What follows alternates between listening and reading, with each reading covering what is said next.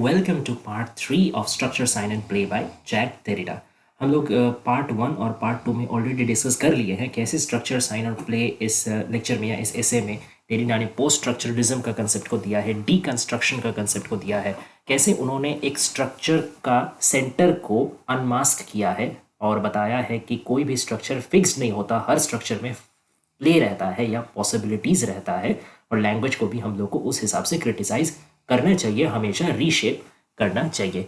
आज ये आखिरी पार्ट है इस एसे का और इसमें हम लोग देखेंगे कि कैसे क्लॉड लेवी-स्ट्रॉस का वर्क को डेरिडा क्रिटिसाइज करते हैं और उनका कुछ कुछ कंसेप्ट्स को लेके भी वो इस हाईलाइट दिखाते हैं कि कैसे स्ट्रक्चर या सेंटर का जो ट्रेडिशनल कंसेप्ट है वो प्रैक्टिकली कोई काम नहीं करता है और आखिरी में वो अपना भी एक कुछ दो तीन यूनिक कंसेप्ट देते हैं। तो आइए इसको बढ़िया से पढ़ते हैं और आपका आई बटन में प्लेलिस्ट का लिंक मैंने दे दिया है, वहाँ से जा करके आप इसका जो पहला 2 पार्ट है लिटरेरी क्रिटिसिज्म नाम का प्लेलिस्ट है उसमें जा करके आप देख सकते हैं बिल्कुल, और बाकी वीडियो को भी फॉलो कर सकते हैं। So let's start this video.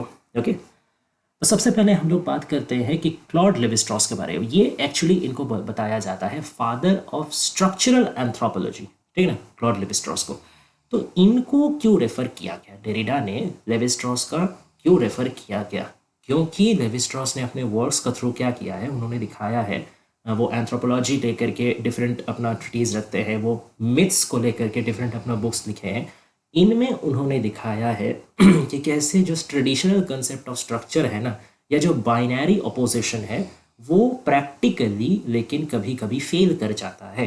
ये जो गुड बैड या फिर मैन वुमेन, ठीक है, या फिर आपका सिविलाइज्ड बारबराइज्ड, ये सब जो आपका डिफरेंट डिफरेंट अपोजिट्स ग्रुप है ना, पेयर, जिसको स्ट्रक्चरलिस्ट लोग बाइनरी अपोजिशन बोलते थे कि या तो एक चीज़ होगा नहीं तो दूसरा। मतलब अगर कोई व्यक्ति मैन नहीं है तो वुमन होगा, कोई चीज़ अगर ब्राइट नहीं है तो वो डार्क होगा, तो या तो दिस वन और दैट वन। ये जो मतलब सीमित एक कंसेप्ट था बाइनरी अपोजिशन का, इसको अनमास्क किया है लेवी-स्ट्रॉस ने और उसी को रेफर किया है डेरिडा ने। दिखा रहा है कि देखिए कैसे एंथ्रोपोलॉजी भी एक ह्यूमन साइंस है और उसमें भी कैसे डीसेंटरिंग या डीकंस्ट्रक्शन का कंसेप्ट लागू हो रहा है इन प्रैक्टिकल लाइफ, ठीक है। तो इसीलिए उसने जिस बुक को लिया है, जिस बुक से रेफर किया, that is called the elementary structures of kinship. ये क्लॉड लेवी-स्ट्रॉस द्वारा लिखा गया किताब है, इसको 1949 में पब्लिश किया गया है। अब इसमें लेवी-स्ट्रॉस ने 3 वो कंसेप्ट देते हैं, ठीक है। बेसिकली एक बाइनरी अपोजिशन को लेके वो डील करते हैं, दैट इज नेचर कल्चर, ठीक है। नेचर एक पार्ट है, ठीक, उसका ऑपोजिट जो पार्ट है या एलिमेंट है वो है कल्चर। तो नेचर और कल्चर मिलके एक बाइनरी अपोजिशन क्रिएट करते हैं। कैसे? Nature is something universal. Universal मतलब क्या होता है? यूनिवर्सल मतलब जो चीज़ सब कोई फील कर सके, every space and every time, ठीक है। इंडिया में बैठा हुआ एक आदमी भी जो फील करेगा, मतलब मैं यूनिवर्सल चीज़ की बात करूँ, अगर जो यूनिवर्सल फीलिंग होगा, जो यूनिवर्सल चीज़ होगा, एक इंडियन व्यक्ति के लिए वो जितना मतलब इक्वली वैलिड होगा, एक ऑस्ट्रेलियन व्यक्ति के लिए या कैनेडियन व्यक्ति के लिए या कैरिबियन व्यक्ति के लिए भी वो उतना ही ज़्यादा वैलिड होगा। ये हो गया अक्रॉस स्पेस, कोई भी जगह का में ये इक्वली काम करता है, ठीक है, ये इक्वली एप्लीकेबल होता है। अब ये टाइम में भी इक्वली काम करता है।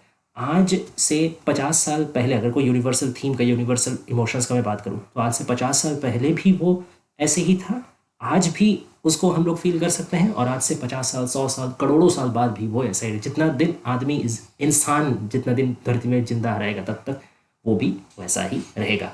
कुछ एक मैं आपको एग्जांपल्स देता हूँ, जैसे मान लीजिए लव, ठीक है, हेट, नेचर, नेचर इटसेल्फ, ठीक है। तो ये सब चीज़ क्या है? ये यूनिवर्सल कंसेप्ट है, ये across time and across space, ये इसका वैलिडिटी खत्म नहीं होता है। तो इसको लेवी-स्ट्रॉस ने कहा है nature something which is universal, something which is spontaneous, जो अपने से आता है, ठीक है, जिसको हम लोग को सोच विचार करके लाने का दरकार नहीं पड़ता, जिसके लिए हम लोगों को कोई रूल्स रेगुलेशंस फॉर्म करने का दरकार नहीं पड़ता, जिसको हम लोगों को ऑर्गेनाइज करने का कोई दरकार नहीं पड़ता, जिसको हम लोगों को रेगुलेट करने का कोई दरकार नहीं पड़ता, जो स्वतः स्फूर्त है, जो अपने से आता है, ठीक है, जिसको कोई रूल्स रेगुलेशंस फॉलो नहीं करना पड़ता, which is very free, okay, free moving, spontaneous and universal, ठीक है, दैट इज नेचर। और कल्चर क्या है? कल्चर है which we construct with our mind. हम लोग अपना दिमाग से, अपना लॉजिक से, अपना रैशनल कैपेबिलिटी से, अपना थिंकिंग कैपेसिटी से ये सब चीज़ से जो बनाते हैं। So whatever we construct using our mind that is called culture. ठीक है, कल्चर एक बहुत वास्ट टर्म है, जैसे नेचर एक बहुत वास्ट टर्म है कि हम लोग जो भी चीज़ मतलब देखते हैं अपने चारों तरफ, जो फील करते हैं, जो कि यूनिवर्सल है या जो खुद से ही जो बना है, जो कोई रूल रेगुलेशंस का द्वारा मतलब इंसानी कोई रूल्स रेगुलेशंस को फॉलो करके नहीं चलता, दैट इज नेचर। और इंसानी रूल्स रेगुलेशंस लागू होता है या इंसानी दिमाग, इंसानी लॉजिक लागू होता है, ऐसा कोई भी चीज़ है कल्चर। अब कल्चर में क्या आ जाएगा? कल्चर में आपका ड्रेस आ जाएगा, फूड आ जाएगा, क्लोथिंग आ जाएगा, थॉट्स आ जाएगा, ठीक है ना। फिर आपको सोसाइटल रूल्स आ जाएगा, फिर आपका रिलीजियन आ जाएगा, ओके, फिर आपका फेस्टिवल्स आ जाएगा, ठीक है, एकेडमिक्स आ जाएगा, करियर आ जाएगा, जितना भी चीज़ों को आप इंसानी दिमाग से सोच सकते हैं, दैट इज कॉल्ड कल्चर। तो तब बाइनरी क्या हुआ कि one which we construct with mind and other which is beyond our human constructions और ह्यूमन रूल्स और ह्यूमन कंट्रोल, ठीक है। अब समस्या इसमें यह हुआ कि अब तक तो सब ठीक चल रहा था, लेकिन अब लेवी स्ट्रॉस बताते हैं स्कैंडल। अब ये स्कैंडल क्या है? स्कैंडल लेवी स्ट्रॉस के अनुसार एक ऐसा कंसेप्ट है जो ना तो पूरा पूरी नेचर का अंतर्गत आता है और ना ही पूरा पूरी कल्चर का अंतर्गत आता है। यानी कि ऐसा एक चीज जो यूनिवर्सल भी है, ठीक है, जो across time and across space equally लागू भी होता है, ठीक है, लेकिन जिसको ह्यूमन माइंड या ह्यूमन रूल्स या ह्यूमन लॉजिक द्वारा नियंत्रित भी होते हुए देखा जाता है। मतलब जिसके अंदर कल्चर का भी खासियत है और नेचर का भी खासियत है। पूरा तरीके से ना तो ये एकदम 100% ये ह्यूमन कंट्रोल से बाहर भी नहीं है और 100% ये ह्यूमन कंट्रोल का अंदर भी नहीं है। ऐसा ऐसा चीज़ को, ऐसा डिस्टर्बिंग एलिमेंट को बोला जाता है स्कैंडल। अब स्कैंडल का उन्होंने उदाहरण दिया है इंसेस्ट। इंसेस्ट क्या होता है? Incest means sexual relationship between blood relations, ठीक है, आपका खून का संपर्क जिनसे है, ठीक है, उनमें अगर कोई शारीरिक संबंध बनता है, सेक्सुअल रिलेशन बनता है, that is called incest. Okay, तो इस चीज को प्रोहिबिट किया गया है, इस चीज को मना किया गया है अक्रॉस टाइम, अक्रॉस स्पेस। आप दुनिया का कोई भी जगह में देख लीजिए, ठीक है, उठा करके, चाहे इंडिया हो, चाहे ऑस्ट्रेलिया हो, चाहे कनाडा हो, चाहे ब्राज़ील हो, चाहे अर्जेंटीना हो, कोई कोई भी देश आप उठा के देख लीजिए, कोई भी कोना आप छान मार के देख लीजिए, कहीं पे भी, लेकिन ठीक है, ब्लड रिलेशन में जो सेक्सुअल रिलेशनशिप होता है उसको हर जगह इसको मना किया जाता है, इसको क्रिटिसाइज किया जाता है, इसको अवॉइड किया जाता है कोई भी जगह, लेकिन इसको इनकरेज नहीं किया जाता। तो क्या हम लोग इसको यूनिवर्सल बोल सकते हैं? बोल सकते हैं ना, यूनिवर्सल बोल सकते हैं, बिकॉज दैट इज क्योंकि वो हर जगह में दिख रहा है। तो अगर हर जगह में वो दिख रहा है, मतलब क्या है? यूनिवर्सल है, स्पॉन्टेनियस है, अपने आप से ये फीलिंग आता है, ठीक है ना। क्योंकि अगर खुद से ऑटोमेटिकली ये फीलिंग नहीं आता तो दुनिया का हर जगह में और हमेशा से, सदियों से ये नियम बदलता क्यों नहीं, है ना। अगर ये सिर्फ रूल्स द्वारा नियंत्रित होता तो रूल्स तो बदलते हैं। ऐसा कोई रूल्स, ऐसा कोई लॉ, ऐसा कोई ह्यूमन लॉजिक आप दिखा सकते हैं जो एकदम इंसानियत का हिस्ट्री, एकदम इंसानियत का ओरिजिन से लेकर के आज तक अटूट है, सेम है? हर रूल चेंज होता है, हर लॉ चेंज होता है, हर लॉजिक चेंज होता है। तो अगर ये सिर्फ लॉजिक होता तो ये भी चेंज होता, लेकिन ये तो अनचेंज्ड है, मतलब कि यूनिवर्सल है, स्पॉन्टेनियस है, दैट इज द नेचर। अब लेवी स्ट्रॉस बता रहे हैं, लेकिन मुश्किल ये है कि भले ही इंसेस्ट को हर जगह डिस्करेज किया जाता है, लेकिन इसका डिस्करेज करने का जो प्रोसेस है वो लेकिन डिफरेंशिएट करता है। मतलब मैं आपको एग्जांपल दिखाता हूँ। जैसे मान लीजिए कोई कोई जगह में, जैसे आप अगर अरेबियन कंट्रीज़ का बात करें या इस्लामिक कंट्रीज़ का बात करें, उसमें क्या किया जाता है? उसमें मैरिज का थ्रू इसको रिलेट किया जाता है। हालांकि उसमें भी मतलब ब्लड रिलेशन में मैरिज कहीं भी नहीं है, लेकिन जो कज़न ब्रदर या कज़न सिस्टर है, उनमें एक मैरिज का एक प्रथा है। ये क्यों है? ताकि जो सेक्सुअल इंटरकोर्स है या सेक्सुअल रिलेशनशिप है वो एक नाजायज़ तरीके से स्थापित ना हो पाए।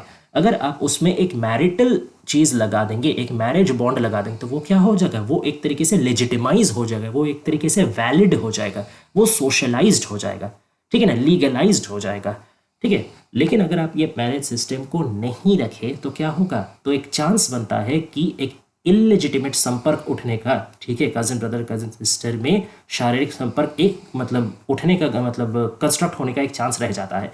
तो इस्लामिक ट्रेडिशन क्या करता है, इसको सोशलाइज या लेजिटिमाइज कर देता है। हालांकि वो भी ब्लड रिलेशन में नहीं करता, मैं बार बार बोल रहा हूँ ब्लड रिलेशन में नहीं करता, लेकिन कजिन ब्रदर कजिन सिस्टर भी नियर अबाउट मतलब एक संपर्क हुए, तो ये एक तरीका हुआ कंट्रोल करने का। लेकिन अगर मैं दूसरा ट्रेडिशन का बात करूँ, ठीक है, अगर मैं हिंदुइज्म या क्रिश्चियनिटी दूसरे का बात करूँ, वहाँ पे लेकिन ये कजिन ब्रदर या कजिन सिस्टर का ये जो मैरिज है उसको लेजिटिमाइज नहीं किया जाता है, यहाँ पे उसको टैबू कर दिया जाता है। अब टैबू करना क्या है, टैबू मतलब कोई भी चीज़ को आप इतना बड़ा सोशल क्राइम बना दो कि उसका बारे में बात करने से भी लोग एकदम हिचकिचाए, अरे ये क्या बात कर दिया, ठीक है, मतलब एकदम अनथिंकेबल एक चीज़, अनथिंकेबल प्रैक्टिस के ये तो आदमी सोच ही नहीं सकता, कर कैसे दिया, ठीक है। तो इसको टैबू बना दिया जाता है, अरे कोई अपना कजिन ब्रदर या कजिन सिस्टर, कोई अपना भाई या बहन उससे शारीरिक संपर्क छी छी क्या बात कर दिया, तो इसको टैबू बना दिया जाता है। तो कोई कल्चर इसको टैबू बना करके इसको एकदम अनथिंकेबल बना दे रहा, और कोई कल्चर इसको लेजिटिमाइज कर दे रहा इन एन इनडायरेक्ट वे, ताकि वो सेक्सुअल जो रिलेशन है वो एज अ इनवैलिड तरीके से ना हो। तब क्या हुआ कि उद्देश्य तो सब कोई का एक ही है कि ब्लड रिलेशन में जो नाजायज रिश्ता है, सेक्सुअल संपर्क है, वो ना तैयार हो, ठीक है, लेकिन उसका लिए जो प्रोसेस लिया जा रहा वो डिफरेंट डिफरेंट है। अब क्योंकि डिफरेंट है, अब तो इसको हम लोग यूनिवर्सल नहीं कर सकते, क्योंकि ये हर कोई कल्चर अपना सोच विचार से नियम बना रहा है, that means that is constructed by human mind. तब ये किस में आ गया, कल्चर में आ गया। तो एक तरीके से देखा जाए तो इंसेस्ट आधा नेचर में भी पड़ता है, आधा कल्चर में भी पड़ता है, इसलिए ये हो गया स्कैंडल। तो यही दर्शाता है कि बाइनरी अपोजिशन हर जगह काम नहीं करता है, बिकॉज आवर लाइफ, मैंने पहले भी बहुत बार बताया, आज भी बता रहा हूँ, लाइफ कभी भी फिक्सिटी का तौर पे नहीं चलता, लाइफ कभी भी एब्सोल्यूट ट्रूथ पे नहीं चलता, लाइफ हमेशा अनसर्टेनिटी पे चलता है, लाइफ हमेशा मल्टीपल पॉसिबिलिटीज को लेकर के चलता है, लाइफ हमेशा मोर देन वन पर्सपेक्टिव को लेकर चलता है, more than one view point को लेकर चलता है। जब आपका परिस्थिति का अनुसार, आपका सर्कमस्टांसेस का अनुसार, आपका चिंताधारा का अनुसार वो बदल जाता है, कब कौन सा व्यू पॉइंट आपके लिए कारगर साबित होगा ये कोई नहीं बता सकता, ये वो समय, वो परिस्थिति डिसाइड करेगा। लाइफ ऐसे ही चलता है। तो इसीलिए हमेशा अगर हम लोग मीनिंग को भी डायनामिक ना रखें, मीनिंग को भी ओपन एंडेड ना रखें, उसको अगर एक जगह पे स्टक कर दे, स्टैग्नेंट कर दे, तो नेचर मतलब नेचर यूनिवर्सल बस और कुछ नहीं, कल्चर मतलब ह्यूमन कंस्ट्रक्टेड बस, तब बताइए आपके इंसेस्ट को कैसे फिट करेंगे, ना तो ये नेचर में फिट होगा ना तो कल्चर में फिट होगा, तो ये तो एकदम पूरा अजीबो, इससे तो डील ही नहीं किया जाएगा। तो यही क्लॉड लेवी स्ट्रॉस कर रहे हैं कि ओपन माइंडेड रहो, ठीक है ना, ओपन एंडेड रहो, पॉसिबिलिटीज को एक्सेप्ट करने का क्षमता रखो, that is where binary opposition fails. अब हम लोग आता है, अब डेरिडा ने इसी मतलब एक्सप्लेनेशन देने के बाद बहुत इंपॉर्टेंट एक स्टेटमेंट वो देते हैं, ठीक है, ये मतलब एक्चुअली मैं लाइन टू लाइन कोट किया हूँ, स्ट्रक्चर साइन एंड प्ले में ही ये लिखा हुआ है, language bears within itself the necessity of its own critique. बहुत इंपॉर्टेंट लाइन है, एग्जाम पॉइंट ऑफ व्यू से तो बहुत ही ज़्यादा इंपॉर्टेंट है, एकदम इसको बिल्कुल समझने में चूकिएगा नहीं। देखिए, लैंग्वेज अपने ही अंदर धारण करता है क्या, नेसेसिटी, प्रयोजन, दरकार, किस चीज़ का दरकार, किस चीज़ का ज़रूरत, इट्स ओन क्रिटिक, इसको खुद को ही क्रिटिसाइज करने का, इसको खुद को ही एनालाइज करने का, इसको खुद को ही रीशेप करने का। तो लैंग्वेज बताता है कि देखो मेरा फंक्शन को देखो, मेरा स्ट्रक्चर को सिर्फ ना देखो, मेरा फंक्शन क्या है, मेरा फंक्शन है, मेरा काम क्या है, मेरा काम है कि ह्यूमन इमोशंस को कन्वे करना। अब ह्यूमन इमोशंस या जो ह्यूमन फीलिंग्स है, ह्यूमन थॉट्स है, वो खुद जब फिक्स्ड नहीं है, लाइफ जब खुद फिक्स्ड नहीं है, तो मेरा वही बाबा आदम का ज़माने का स्ट्रक्चर तुम हमको दे दोगे, तो वही टूल जो 50 साल पहले का इमोशन और 50 साल पहले का थॉट्स को एक्सप्रेस करता था, वही सेम टूल से मैं आज जो मॉडर्न थिंकिंग है जो कि बदल चुका है, जो मॉडर्न फीलिंग्स है जो बदल चुका है मतलब फीलिंग्स का एक्सप्रेशन बदल चुका है, आदमी का कंसेप्शन बदल चुका है, तो वही सेम टूल लेकर के, वही सेम मीनिंग लेकर के मैं उसको कैसे ट्रूथफुली डिपिक्ट करूंगा, मैं उसको पूरा सच्चा उसका रिप्रेजेंटेशन कैसे करूंगा, ये समझो। तो लैंग्वेज बोलता है कि मेरा काम को देखते हुए मेरा स्ट्रक्चर में भी थोड़ा बदलाव लाना का दरकार है। Okay, that is what Derrida tries to mean by language bears within itself the necessity of its own critique. समझ में आया? अब वो बताते हैं कि चलो समझ में तो आ गया कि ज़रूरत है, अब भैया इसको करना कैसे है, लैंग्वेज को बदलना कैसे है या मीनिंग को ओपन एंडेड करना कैसे। तो उन्होंने दो तरीका दिया है। सबसे पहला तरीका है doing away with the traditional concepts and systems. मतलब या तो जो मैंने अभी बोला, लैंग्वेज क्या बोलता है, मुझे तुम वही बाबा आदम का जमाने का टूल पकड़ा दिया हो, वही सेम स्ट्रक्चर, तो डरीडा बोल रहे काम करो, स्ट्रक्चर ही चेंज कर दो, ठीक है ना। स्ट्रक्चर ही उड़ा दो, पूरा एकदम आमूल परिवर्तन ला दो। ठीक है, ये तो मतलब एक ऐसे में, ये मैं आपको रियल लाइफ एग्जांपल से बताता हूँ। मान लीजिए आपके पास एक फैक्ट्री है, ठीक है, आप एक फैक्ट्री के ओनर है। अब उस फैक्ट्री में मान लीजिए 50 साल पहले का फैक्ट्री है। अब 50 साल पहले जो टेक्नोलॉजी चलता था, ठीक है, आज भी क्या वही टेक्नोलॉजी काम करेगा? ऑब्वियसली नहीं करेगा, आज नया नया टेक्नोलॉजीज आ चुका है। ठीक है, अब आप सोचेंगे कि तब मेरा तो प्रोडक्शन मार खा जा रहा, बाकी लोग डिफरेंट डिफरेंट टेक्नोलॉजी लेके आ रहे, एडवांस लेके आ रहे, और हमसे ज़्यादा प्रोडक्शन करके चल रहे, तो अभी हम क्या करें? मेरे पास दो ऑप्शन है, या तो मैं ये फैक्ट्री है इसको बंद कर दूँ, फैक्ट्री को ही बंद कर दो, एकदम नया एक तो बढ़िया सा नया टेक्नोलॉजी ला के, नया रोबोटिक्स वाला एआई वाला चीज़ नया जगह में खोलूँ, सब चीज़ नया करो, इसको बंद ही कर दो, इसको बदल ही दो, हट कोई काम नहीं कर रहा है। यह है पहला टेक्निक। दूसरा टेक्निक है कि आप अपना फैक्ट्री को बदलिए मत, फैक्ट्री सेम टू सेम रखिए, बस उसके अंदर जो प्रोसेस में काम होता है ना, आप काम करने का प्रोसेस को बदल दीजिए। ठीक है, अगर पहले आप मैन पावर ज़्यादा लगाते थे तो अभी आप एआई का यूज़ ज़्यादा कीजिए। ठीक है, पहले अगर आप कोई पुराने टेक्नोलॉजी यूज़ करते थे तो अभी आप कोई उसका बदले में कोई नया टेक्नोलॉजी यूज़ कीजिए। ठीक है, मान लीजिए पहले आपके पास जो कर्मचारी थे, आप कर्मचारियों को नहीं हटाइए, कर्मचारियों को रखिए, बस उन लोगों को थोड़ा एक्स्ट्रा एडवांस ट्रेनिंग दे दीजिए। ये हो गया आपका दूसरा सिस्टम कि पूरा स्ट्रक्चर को नहीं बदलना, लेकिन स्ट्रक्चर को लिमिटेड भी नहीं रखना, वही स्ट्रक्चर को रख करके उसमें ही नया नया पॉसिबिलिटीज, नया नया वैल्यूज ऐड करना, और उसको इस काबिल बनाना कि वो आगे चलते हमेशा नया नया वैल्यूज अपने अंदर अडेप्ट करने का क्षमता रखे। ये है the second way, that is to interrogating truth value. मतलब कोई स्ट्रक्चर का जो मीनिंग रिप्रेजेंट वो करता है, कोई स्ट्रक्चर का जो वैल्यू रिप्रेजेंट करता है, वो कितना हद तक सच है या कब तक वो सच रहेगा, क्योंकि एब्सोल्यूट ट्रूथ बोल के कुछ होता नहीं है, तो टाइम टू टाइम उसको बदलना ना पड़ेगा। तो ये चीज़, ये जो सेकेंड वाला आइडिया है ना, ये डेरिडा ज़्यादा प्रेफर करते हैं, और यही आइडिया लेवी स्ट्रॉस ने भी यूज़ किया है। देखिए उन्होंने भी लेकिन नेचर और कल्चर दोनों को, लेकिन किसी को भी डिनाई नहीं किया। उन्होंने एक बार भी ये नहीं बोला कि तब नेचर तो जो कुछ यूनिवर्सल है ये नेचर है, ये कंसेप्ट ही उड़ा दो, या फिर जो कुछ माइंड से कंस्ट्रक्ट है वो कल्चर है, ये कंसेप्ट ही उड़ा दो। उन्होंने कंसेप्ट रखा, उन्होंने नेचर का भी कंसेप्ट रखा, उन्होंने कल्चर का भी कंसेप्ट रखा, लेकिन एक ही साथ उन्होंने ये भी बोल दिया कि हम लोग को ये चेंज लाना है कि जो यूनिवर्सल होगा वो तो नेचर होगा ही, लेकिन इसके साथ कुछ और भी वेरिएशंस भी आ सकता है। ये जो पॉसिबिलिटी है इसको हम लोग को ओपन माइंडेड रखना है।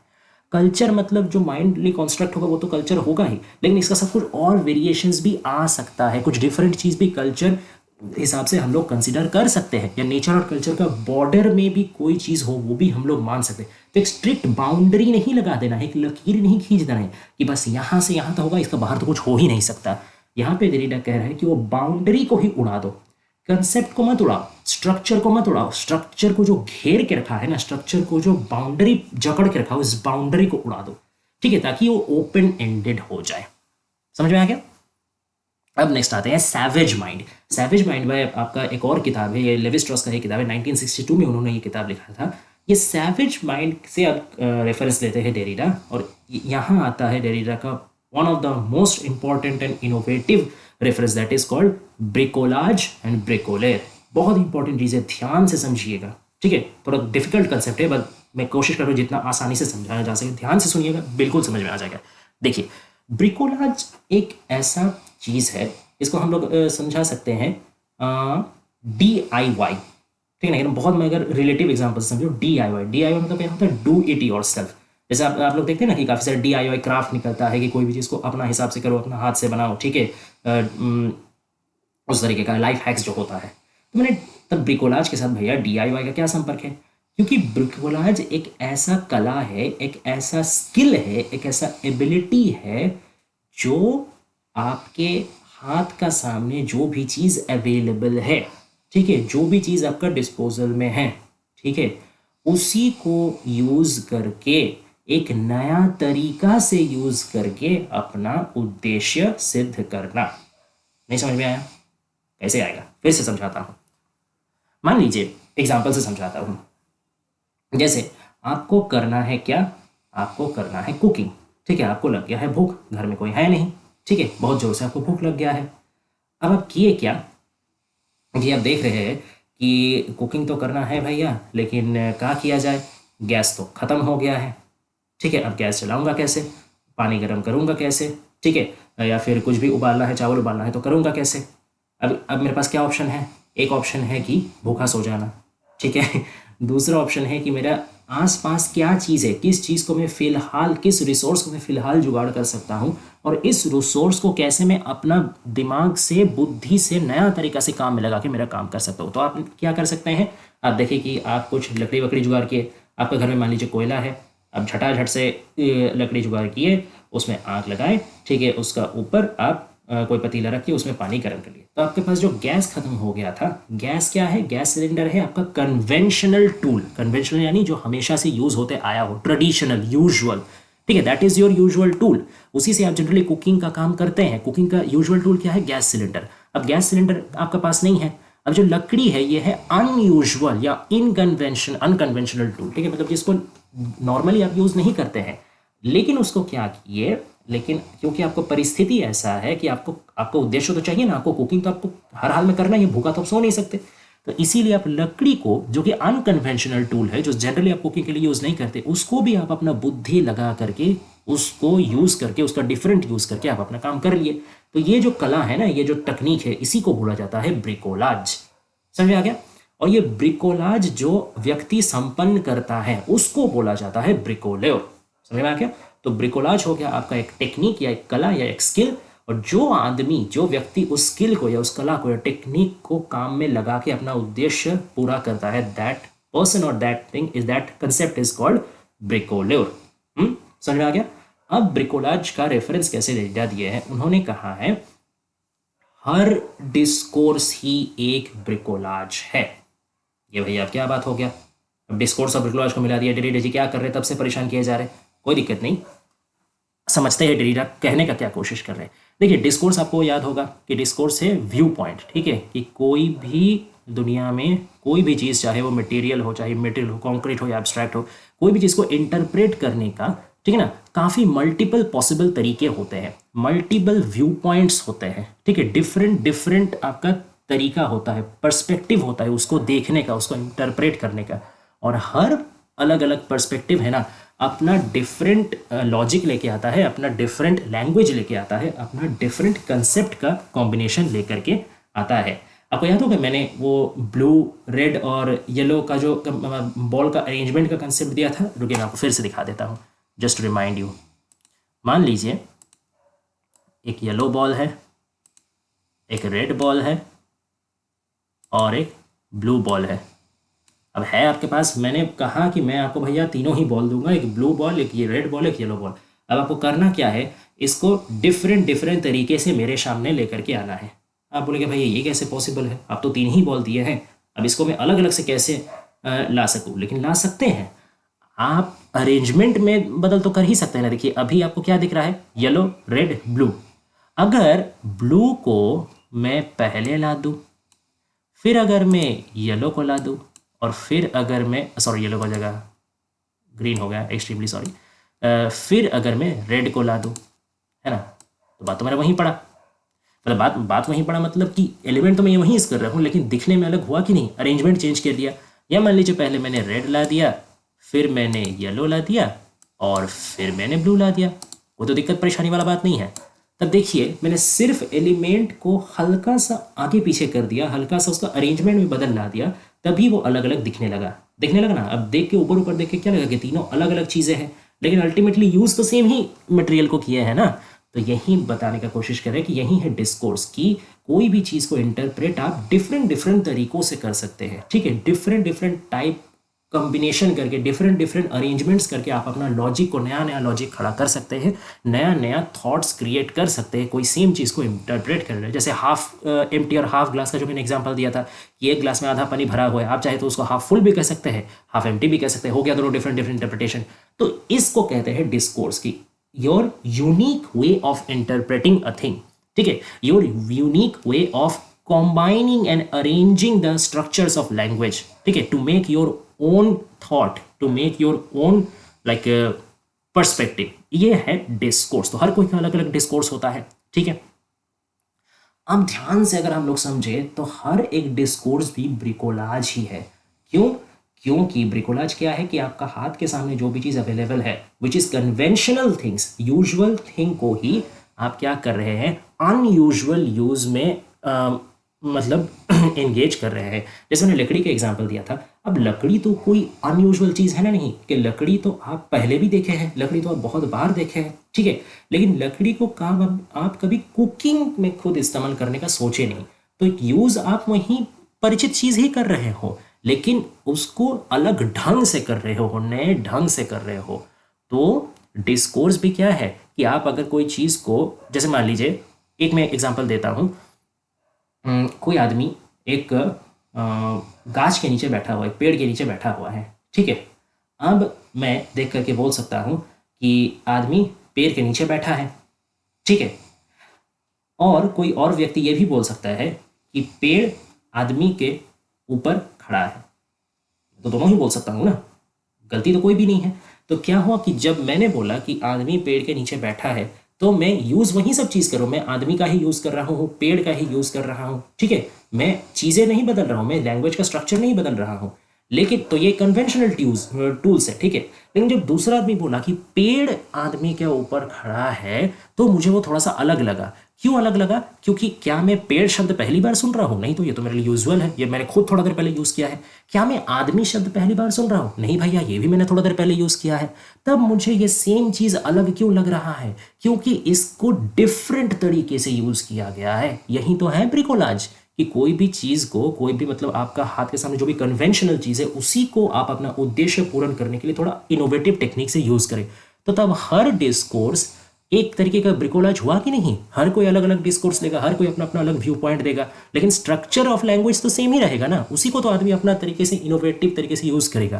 तो इसीलिए डेरिडा बोलते हैं कि हर डिस्कोर्स एक ब्रिकोलाज है, ठीक है। ये तो हो गया डिस्कोर्स का बात। अब इसमें वो इंटरटेक्चुअलिटी का भी कंसेप्ट लाते हैं। इंटरटेक्चुअलिटी क्या है कि हर टेक्स्ट, अच्छा यहाँ पर टेक्स्ट मतलब पोएम या ड्रामा सिर्फ नहीं, टेक्स्ट मतलब कोई भी स्ट्रक्चर जो जिसका साथ मीनिंग जुड़ा हुआ हो, ठीक है, कोई भी ऐसा कंसेप्ट जिसके साथ मीनिंग जुड़ा हुआ हो। तो इस तरीके से कोई भी एब्स्ट्रैक्ट चीज़ या कोई भी कॉन्क्रीट चीज़ जिससे कुछ ना कुछ मतलब या कुछ ना कुछ आइडिया आपको आता है, वो हर चीज़ एक टेक्स्ट बन जाएगा, ठीक है। एक मूवी भी एक टेक्स्ट बन जाएगा, ठीक है। एक न्यूज़पेपर भी एक टेक्स्ट बन जाएगा, एक आदमी भी खुद ब खुद एक टेक्स्ट बन जाएगा, एक नेचुरल लैंडस्केप भी खुद ब खुद एक टेक्स्ट बन जाएगा। इस तरीके से हर चीज़ एक टेक्स्ट है, ठीक है। हालांकि अगर हम लोग सिर्फ लिटरली टेक्स्ट को भी दर्जा दे, ठीक है, क्योंकि जो टेक्स्ट का इतना ब्रॉड कंसेप्ट है वो तो डेरिडा ने बाद में आर्ग्यू किया है, वो तो टेक्स्ट पोस्ट स्ट्रक्चरलिस्ट ने बाद में टेक्स्ट का कंसेप्ट को ब्रॉडन किया है कि कोई भी चीज़ एक टेक्स्ट हो सकती है जिसके साथ मीनिंग लगा है। लेकिन ट्रेडिशनल स्ट्रक्चरलिस्ट लोग हमेशा टेक्स्ट को इतना ब्रॉड नहीं करते थे, वो एक पर्टिकुलर जॉनरा का अंदर में टेक्स्ट को फिट करते थे कि टेक्स्ट एक ऐसा मीनिंगफुल कंसेप्ट है जो एक पर्टिकुलर रूल फॉलो करके चलता है, ठीक है, एक पर्टिकुलर पैटर्न फॉलो करके चलता है। ऐसा कोई भी मीनिंगफुल चीज एक टेक्स्ट है। तो अगर हम लोग थोड़ा देर के लिए वो ट्रेडिशनल कंसेप्ट पे भी वैरी करेंगे, चलिए कोई मीनिंगफुल रूल फॉलो करने वाला, जैसे कोई नॉवल हो गया, कोई पोएट्री हो गया, कुछ भी हो गया, थोड़ा देर के लिए हम लोग ट्रेडिशनल कंसेप्ट ही मान के चलते, फिर भी इंटरटेक्चुअलिटी काम करेगा। कैसे? हर पिछला मतलब हर टेक्स्ट उसका प्रीवियस टेक्स्ट से प्रभावित होता है और उसका अपकमिंग टेक्स्ट को प्रभावित करता है। फिर से मैं रिपीट करता हूं, इसीलिए इंटरटेक्चुअलिटी, इंटर का मतलब होता है बीचों बीच। तो एक टेक्स्ट जो बीचों बीच खड़ा है, उसका पिछले कुछ टेक्स्ट आया होगा और उसके आगे भी कुछ टेक्स्ट आएगा, तो वो अपने जो पिछले वाले टेक्स्ट है ना, उससे कुछ कुछ इंस्पिरेशन लेके वो खुद में वो खूबियां डालने का कोशिश करेगा। और अभी वर्तमान जो टेक्स्ट है वो अपने आने वाला टेक्स्ट को अपना से कुछ ना कुछ खूबी ट्रांसफर करेगा। इसीलिए हर कोई टेक्स्ट एक इंटर टेक्स्ट बन जाता है, influenced by the previous text and influencing the upcoming text. अब मैं इसको रियल लाइफ एग्जांपल देके आपको समझाता हूँ। पहले ट्रेडिशनल वाला कंसेप्ट बताता हूँ, फिर आपका एक मॉडर्न कंसेप्ट भी बता देता हूँ। देखिए, अगर मैं थोड़ा पोएम को लेके ही चलूँ कि कोई भी पोएम, मान लीजिए एक पोएट, आप ही मान लीजिए आप अभी एक पोएम लिख रहे हो, तो आप जब पोएम लिखोगे तो आपका दिमाग में आपसे पहले जितना भी पोएम लिखा गया है उसका एक डायरेक्ट या इनडायरेक्ट इन्फ्लुएंस आएगा ही आएगा। आप उसको पढ़ रहे हो, आप उसको देख रहे हो, आप जान रहे हो पोइट्री कैसा होता है, पोइट्री का स्ट्रक्चर क्या होता है, पोइट्री का राइम पैटर्न क्या होता है, ठीक है, पोइट्री का मतलब आइडिया थीम क्या होता है, ये सब के बारे में आपको नॉलेज है, ये सब जान रहे हो। तो ये सब नॉलेज कहीं ना कहीं आपका वर्तमान राइटिंग को भी इन्फ्लुएंस करेगा ही करेगा, ठीक है। अब मान लीजिए आप एक पोएट्री लिख लिए, अब आपके आने वाले जनरेशन के जितने भी पोएट्स होंगे वो भी तो ठीक है ऐसे ही तरीके से आपका पोएट्री को रेफर करेंगे जैसे आप अपना पिछले जनरेशन के पोएट्री को रेफर किए हैं। तो सेम तरीके से आपका पोएट्री आपके आने वाले पोएट्स को भी कोई ना कोई तरीके से डायरेक्टली इनडायरेक्टली इन्फ्लुएंस करेगा।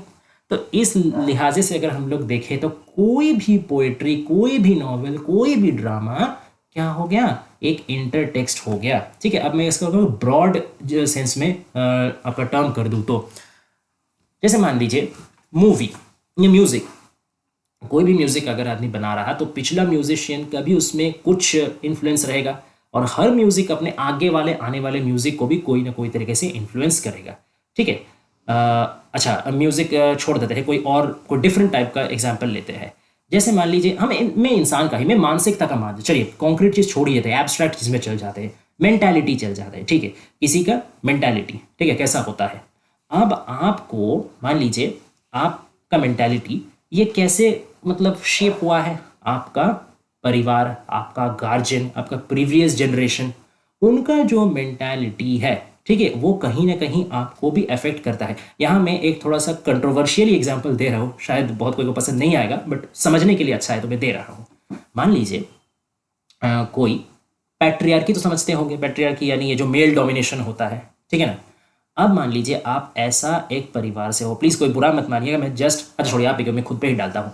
मान लीजिए मैं एक ऐसा परिवार से हूँ जहाँ पे लड़की लोगों को कोई हमेशा छोटा नज़र से देखा जाता है। ठीक है, मैं हमेशा से बचपन से देखते आया हूँ कि मेरे जो बहन है उसको सही से दर्जा नहीं दिया जाता, हमेशा जो अच्छा खाना, अच्छा कपड़ा, अच्छा प्रेफरेंस होता है मुझे दिया जाता है, मेरे बहन को नहीं मिलता है। मैं अगर कुछ अच्छा रिजल्ट करता हूँ तो, या मैं अगर बुरा रिजल्ट भी करता हूँ तो भी मुझे उतना डांट नहीं पड़ता, मेरे बहन अगर अच्छा रिजल्ट भी करती है फिर भी उसको नज़रअंदाज कर दिया जाता है।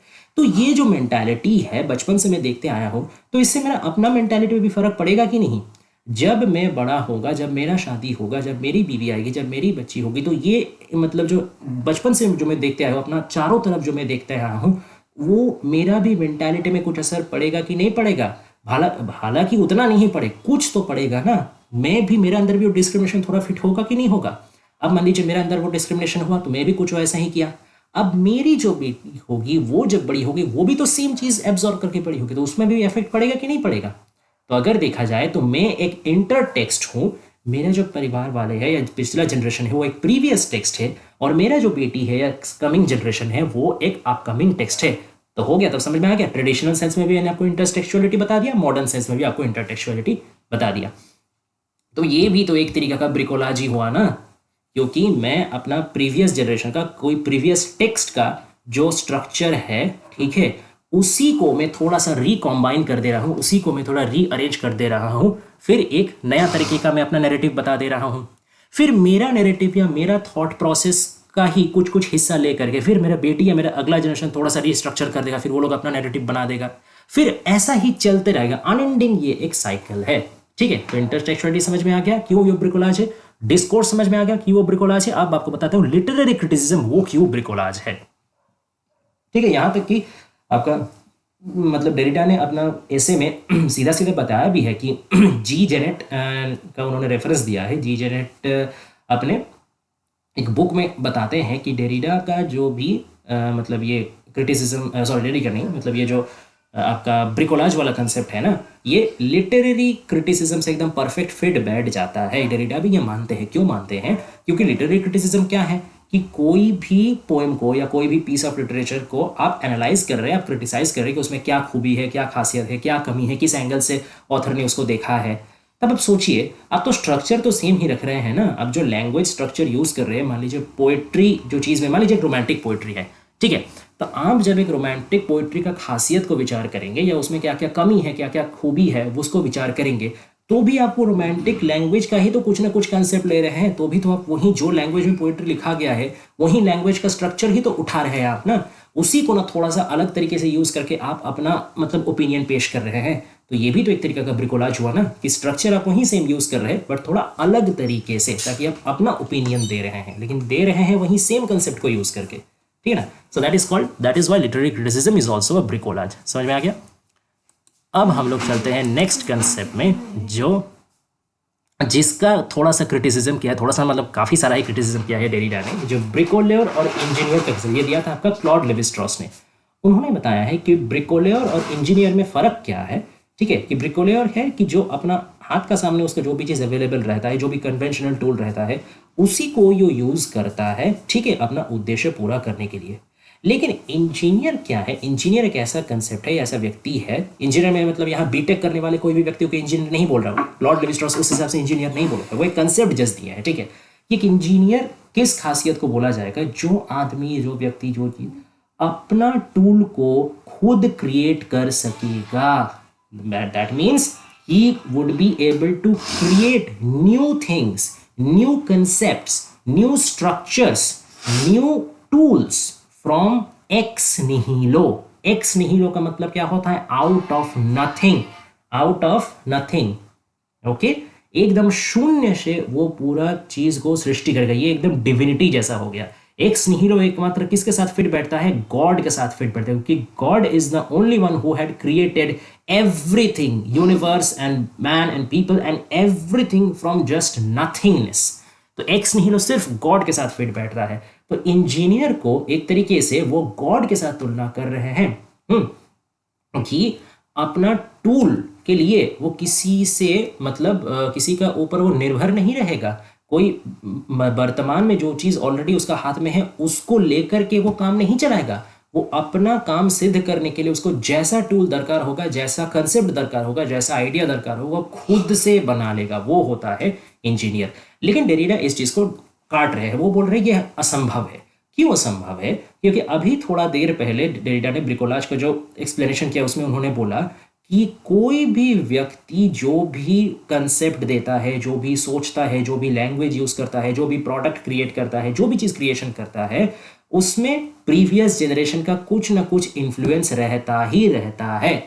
और उसके आगे वाला जनरेशन भी उसका क्रिएशन से, उसका कंसेप्ट से, उसका लैंग्वेज से कुछ ना कुछ इंस्पिरेशन लेगा ही लेगा। और इस चीज को आप रोक नहीं सकते। This is a spontaneous process. ठीक है, this is a free going process. ये आप कंट्रोल नहीं कर सकते। अगर आप सोचे, ठीक है, चलिए मैं इसका भी आपको एक रियल लाइफ एग्जांपल बता देता हूँ। ठीक है, अब आप मान लीजिए कि आपको बताया गया, अच्छा मैं आपको लैंग्वेज में एक बहुत बड़ा उदाहरण देके दिखाता हूँ। तो गॉड, ठीक है ना, चलिए गॉड का ही उदाहरण देता हूँ।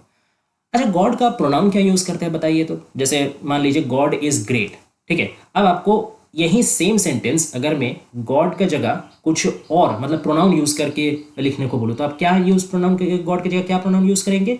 ही, है ना, HE ही यूज करेंगे। अच्छा, आपने कभी क्वेश्चन किया, आपने कभी सोचा है ये जो हर जगह गॉड के जगह में ही लिखा जाता है, शी क्यों नहीं लिखा जाता, या इट क्यों नहीं लिखा जाता? किसी ने कभी क्या गॉड का जेंडर देखने के गया है? गॉड को कभी कोई देखा है क्या? किसी ने तो देखा नहीं, किसी को तो पता नहीं गॉड पुरुष है या महिला है, या उनका कोई जेंडर है भी या नहीं, ये वो जीवित भी है क्या नहीं। ठीक है, ये पूरा यूनिवर्स में जो भी चीज हम लोग देखते हैं उसका कोई चीज के साथ गॉड का कोई सिमिलैरिटी है भी या नहीं, किसी को नहीं पता।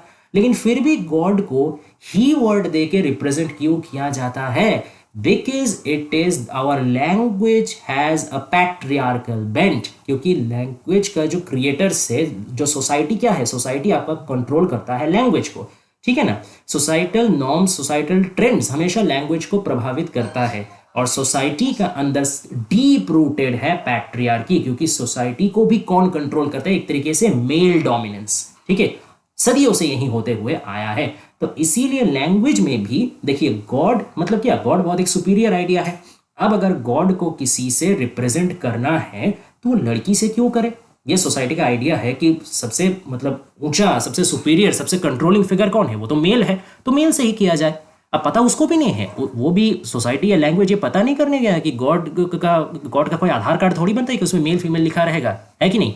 तो पता किसी को नहीं है। वो लोग जस्ट अपना इंटरप्रिटेशन से, जस्ट अपना मतलब रेफरेंस से ये दिया है कि ठीक है, अगर करना ही है, अगर रैंडमली ही करना है तो हम अपना चूज करेंगे, we will show male dominancy. तो ये है ही। ठीक है, अब हर कोई बंदा तो गॉड की जगह ही को ही पहले रखेगा ना। ठीक है, अगर आप चाहेंगे भी तो फिर भी आप ही निकल ही जाएगा आपसे मुंह से, क्योंकि यही हमेशा चलते आया है। तो you can not cut it. ठीक है, आप इसको 100% कट कॉन्शियसली नहीं कर सकते, क्योंकि इसका कुछ पोर्शन अनकॉन्शियस में आपका घुस गया है। Okay, this is not possible to sever it totally, ठीक है ना।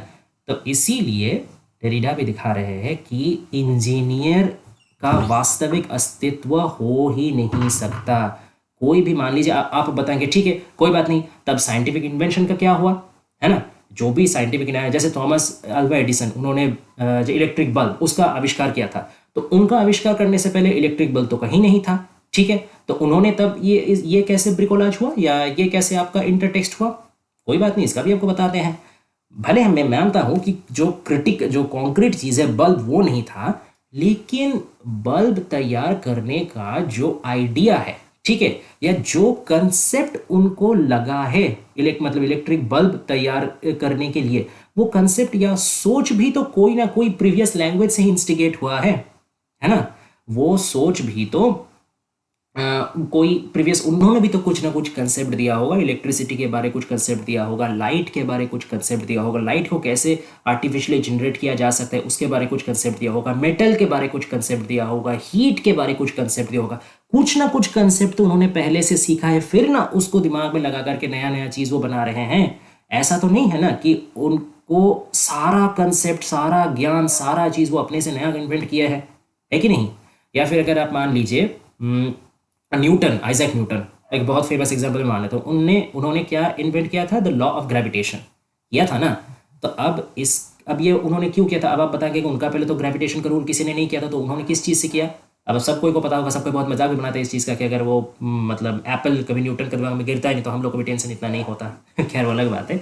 तो जो एप्पल गिरा था उनका सर में, तो ये भी तो एक तरीके का कंसेप्ट है जो न्यूटन ने बोरो किया था नेचर से, ठीक है। अगर वो एप्पल कभी न्यूटन का दिमाग में गिरता नहीं तो वो कभी सोचते नहीं, तो उनका ये जो इनोवेशन है ये एक ना एक तरीके से किस चीज के प्रति इंडेटेड है, किस चीज का प्रति ग्रेटफुल है, नेचर का एक्टिविटी के प्रति। तो नेचर का एक्टिविटी तो भी एक तरीके से प्रीवियस एक कंसेप्ट हुआ जो कि आप बोरो कर रहे हैं, ये भी तो एक कन्वेंशनल टूल है। नेचर तो हमेशा से रहा है, एप्पल ट्री तो हमेशा से रहा है, एप्पल तो हमेशा गिरता है, ये तो कोई नया बात नहीं है। लेकिन न्यूटन इस चीज को एक नया अंदाजे से सोचे हैं, इसीलिए तो ये बन गया ना। तो एक तरीके से हर इंजीनियर एक्चुअली एक ब्रिकोलेयर है, ठीक है। हर इंजीनियर अपना सोच को, अपना इनोवेटिव सोच को कोई ना कोई ब्रिकोलाज का फॉर्मेट में ही ढाल करता है। हर एक इंजीनियर जो भी नया क्रिएशन करता है वो प्रीवियस स्ट्रक्चर्ड या प्रीवियस कंसेप्ट को ही नया तरीके से वो कंबाइन करता है या नया मतलब आंगिक से सोचता है। लेकिन completely new thing out of nothing create करना ये किसी का लिए पॉसिबल है ही नहीं। तो इंजीनियर खुद एक मिथ है, इंजीनियर खुद एक ब्रिकोलेयर है। ये क्रिटिसिज्म है डेरिडा का, ठीक है, समझ में आ गया। अब नेक्स्ट जो वो आते हैं वो लेवी स्ट्रॉस का एक और बुक में आते हैं जिसका नाम है the raw and the cook. Levi Strauss को लेकर डेरिडा ने बहुत नहीं छोड़ा है, बहुत बेचारा लेवी स्ट्रॉस ने परेशान करके छोड़ दिया है, ठीक है। अब देखिए द रॉ एंड कुक्ड ये भी एक बुक है लेवी स्ट्रॉस का द्वारा। इसमें उन्होंने किस चीज़ का आपका कंसेप्ट देते हैं, इसमें वो देते हैं मिथोपोएटिक का कंसेप्ट। अब भैया ये मिथोपोएटिक क्या चीज़ है, ठीक है, ये वो ब्रिकोलाज का रेफरेंस में दे रहे हैं कि ब्रिकोलाज क्या है। ब्रिकोलाज सिर्फ टेक्निकल साइड नहीं है, ये लेवी स्ट्रॉस बताते हैं, ये मिथोपोएटिक भी है। अब टेक्निकल और मिथोपोएटिक मतलब क्या, टेक्निकल मतलब तो हो गया आपका जो भी स्ट्रक्चर रिलेटेड, ठीक है, या फंक्शन रिलेटेड। जैसे ब्रिकोलाज को हम लोग अब तक क्या जान रहे थे कि वो प्रीवियसली जो कंसेप्ट है या अब हम लोग को सामने जो ऑलरेडी चीज़ पड़ा हुआ है उसी को वो थोड़ा अपना हिसाब से अरेंज अलग कर दे रहा, उसी को वो थोड़ा यूज़ अलग कर दे रहा। तो इसीलिए वो एक टेक्निकल साइड हो गया कि स्ट्रक्चर को अपना हिसाब से थोड़ा अरेंज कर देना, अपना हिसाब से थोड़ा इधर उधर करके नया चीज़ बनाना, ठीक है। तो ये तो आपका टेक्निकल साइड हो गया। लेकिन बताते हैं कि लेवी स्ट्रॉस कि ये टेक्निकल होने का साथ साथ मिथोपोएटिक भी है। मिथोपोएटिक मतलब myth making. Myth making, myth आपका क्या होता है, मिथ आपका होता है कि एक ट्रेडिशनल आइडिया जो चलते हुए आ रहा है, ठीक है। जैसे हम लोग पौराणिक कथाएं सुनते हैं, ठीक है, जैसे आपका मिथोलॉजी जैसे है, ठीक है, रामायण का महाभारत हो गया, जो पौराणिक कथाएं है, जो रिलीजियस कथाएं है, ठीक है, जो सदियों से चली हुई आ रही है और जिसपे बेस करके हम लोग अपना सोच को मतलब दौड़ाते हैं, जिसका बेस में हम लोग का सोच भी मतलब इन्फ्लुएंस्ड होता है, दैट इज कॉल्ड मिथ, ठीक है। तो मिथ हम सबका जो मेंटालिटी है या सोशल एक तरीके का जो मेंटालिटी है उसको भी कहीं ना कहीं इन्फ्लुएंस करता है। तो ब्रिकोलाज मिथ भी बना सकता है। इतना बड़ा कमेंट कर दिया लेवी स्ट्रॉस ने। क्यों भैया, ब्रिकोलाज में ऐसा क्या है?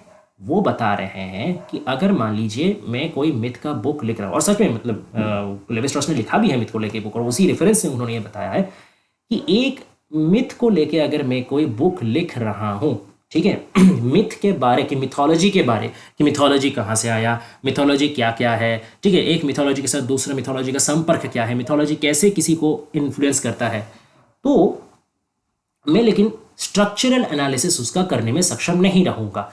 क्यों नहीं रहूंगा? क्योंकि मिथ जो है ना वो कभी भी सेट स्ट्रक्चर को या एक सेट सेंटर को फॉलो नहीं करता है। क्यों भैया फॉलो नहीं करता है? क्योंकि हम लोग पहले अब तक तो हम लोग जान चुके हैं, डेरिडा इतना एकदम हम लोग को दिमाग में रगड़ दिया है कि इतना तो हम लोग को पता चल गया है कि सेंटर और स्ट्रक्चर क्या होता है। तो सेंटर मतलब क्या है? फिक्स्ड या एब्सोल्यूट चीज। तो मिथ को अगर हम लोग एक एब्सोल्यूट मीनिंग का चारों तरफ बांध दे तो क्या मिथ का वो इन्फ्लुएंसिंग पावर रहेगा? नहीं रहेगा। क्यों नहीं रहेगा? क्योंकि मिथ ओपन एंडेड होता है, ठीक है। मैं एक मिथ को जिस तरीके से वो मिथ मेरा मेंटालिटी में असर करेगा, वो सेम मिथ आपका मेंटालिटी में वैसा असर नहीं करेगा। मैं चलिए इसका एक और एग्जांपल आपको देता हूं, ठीक है। मान लीजिए ज्यूस, ठीक है। अच्छा चलिए ज्यूस उतना भी समय, आपको इंडियन मिथ का एक एग्जांपल देता हूं। महाभारत, ठीक है। महाभारत के बारे तो सबको आपको पता होगा।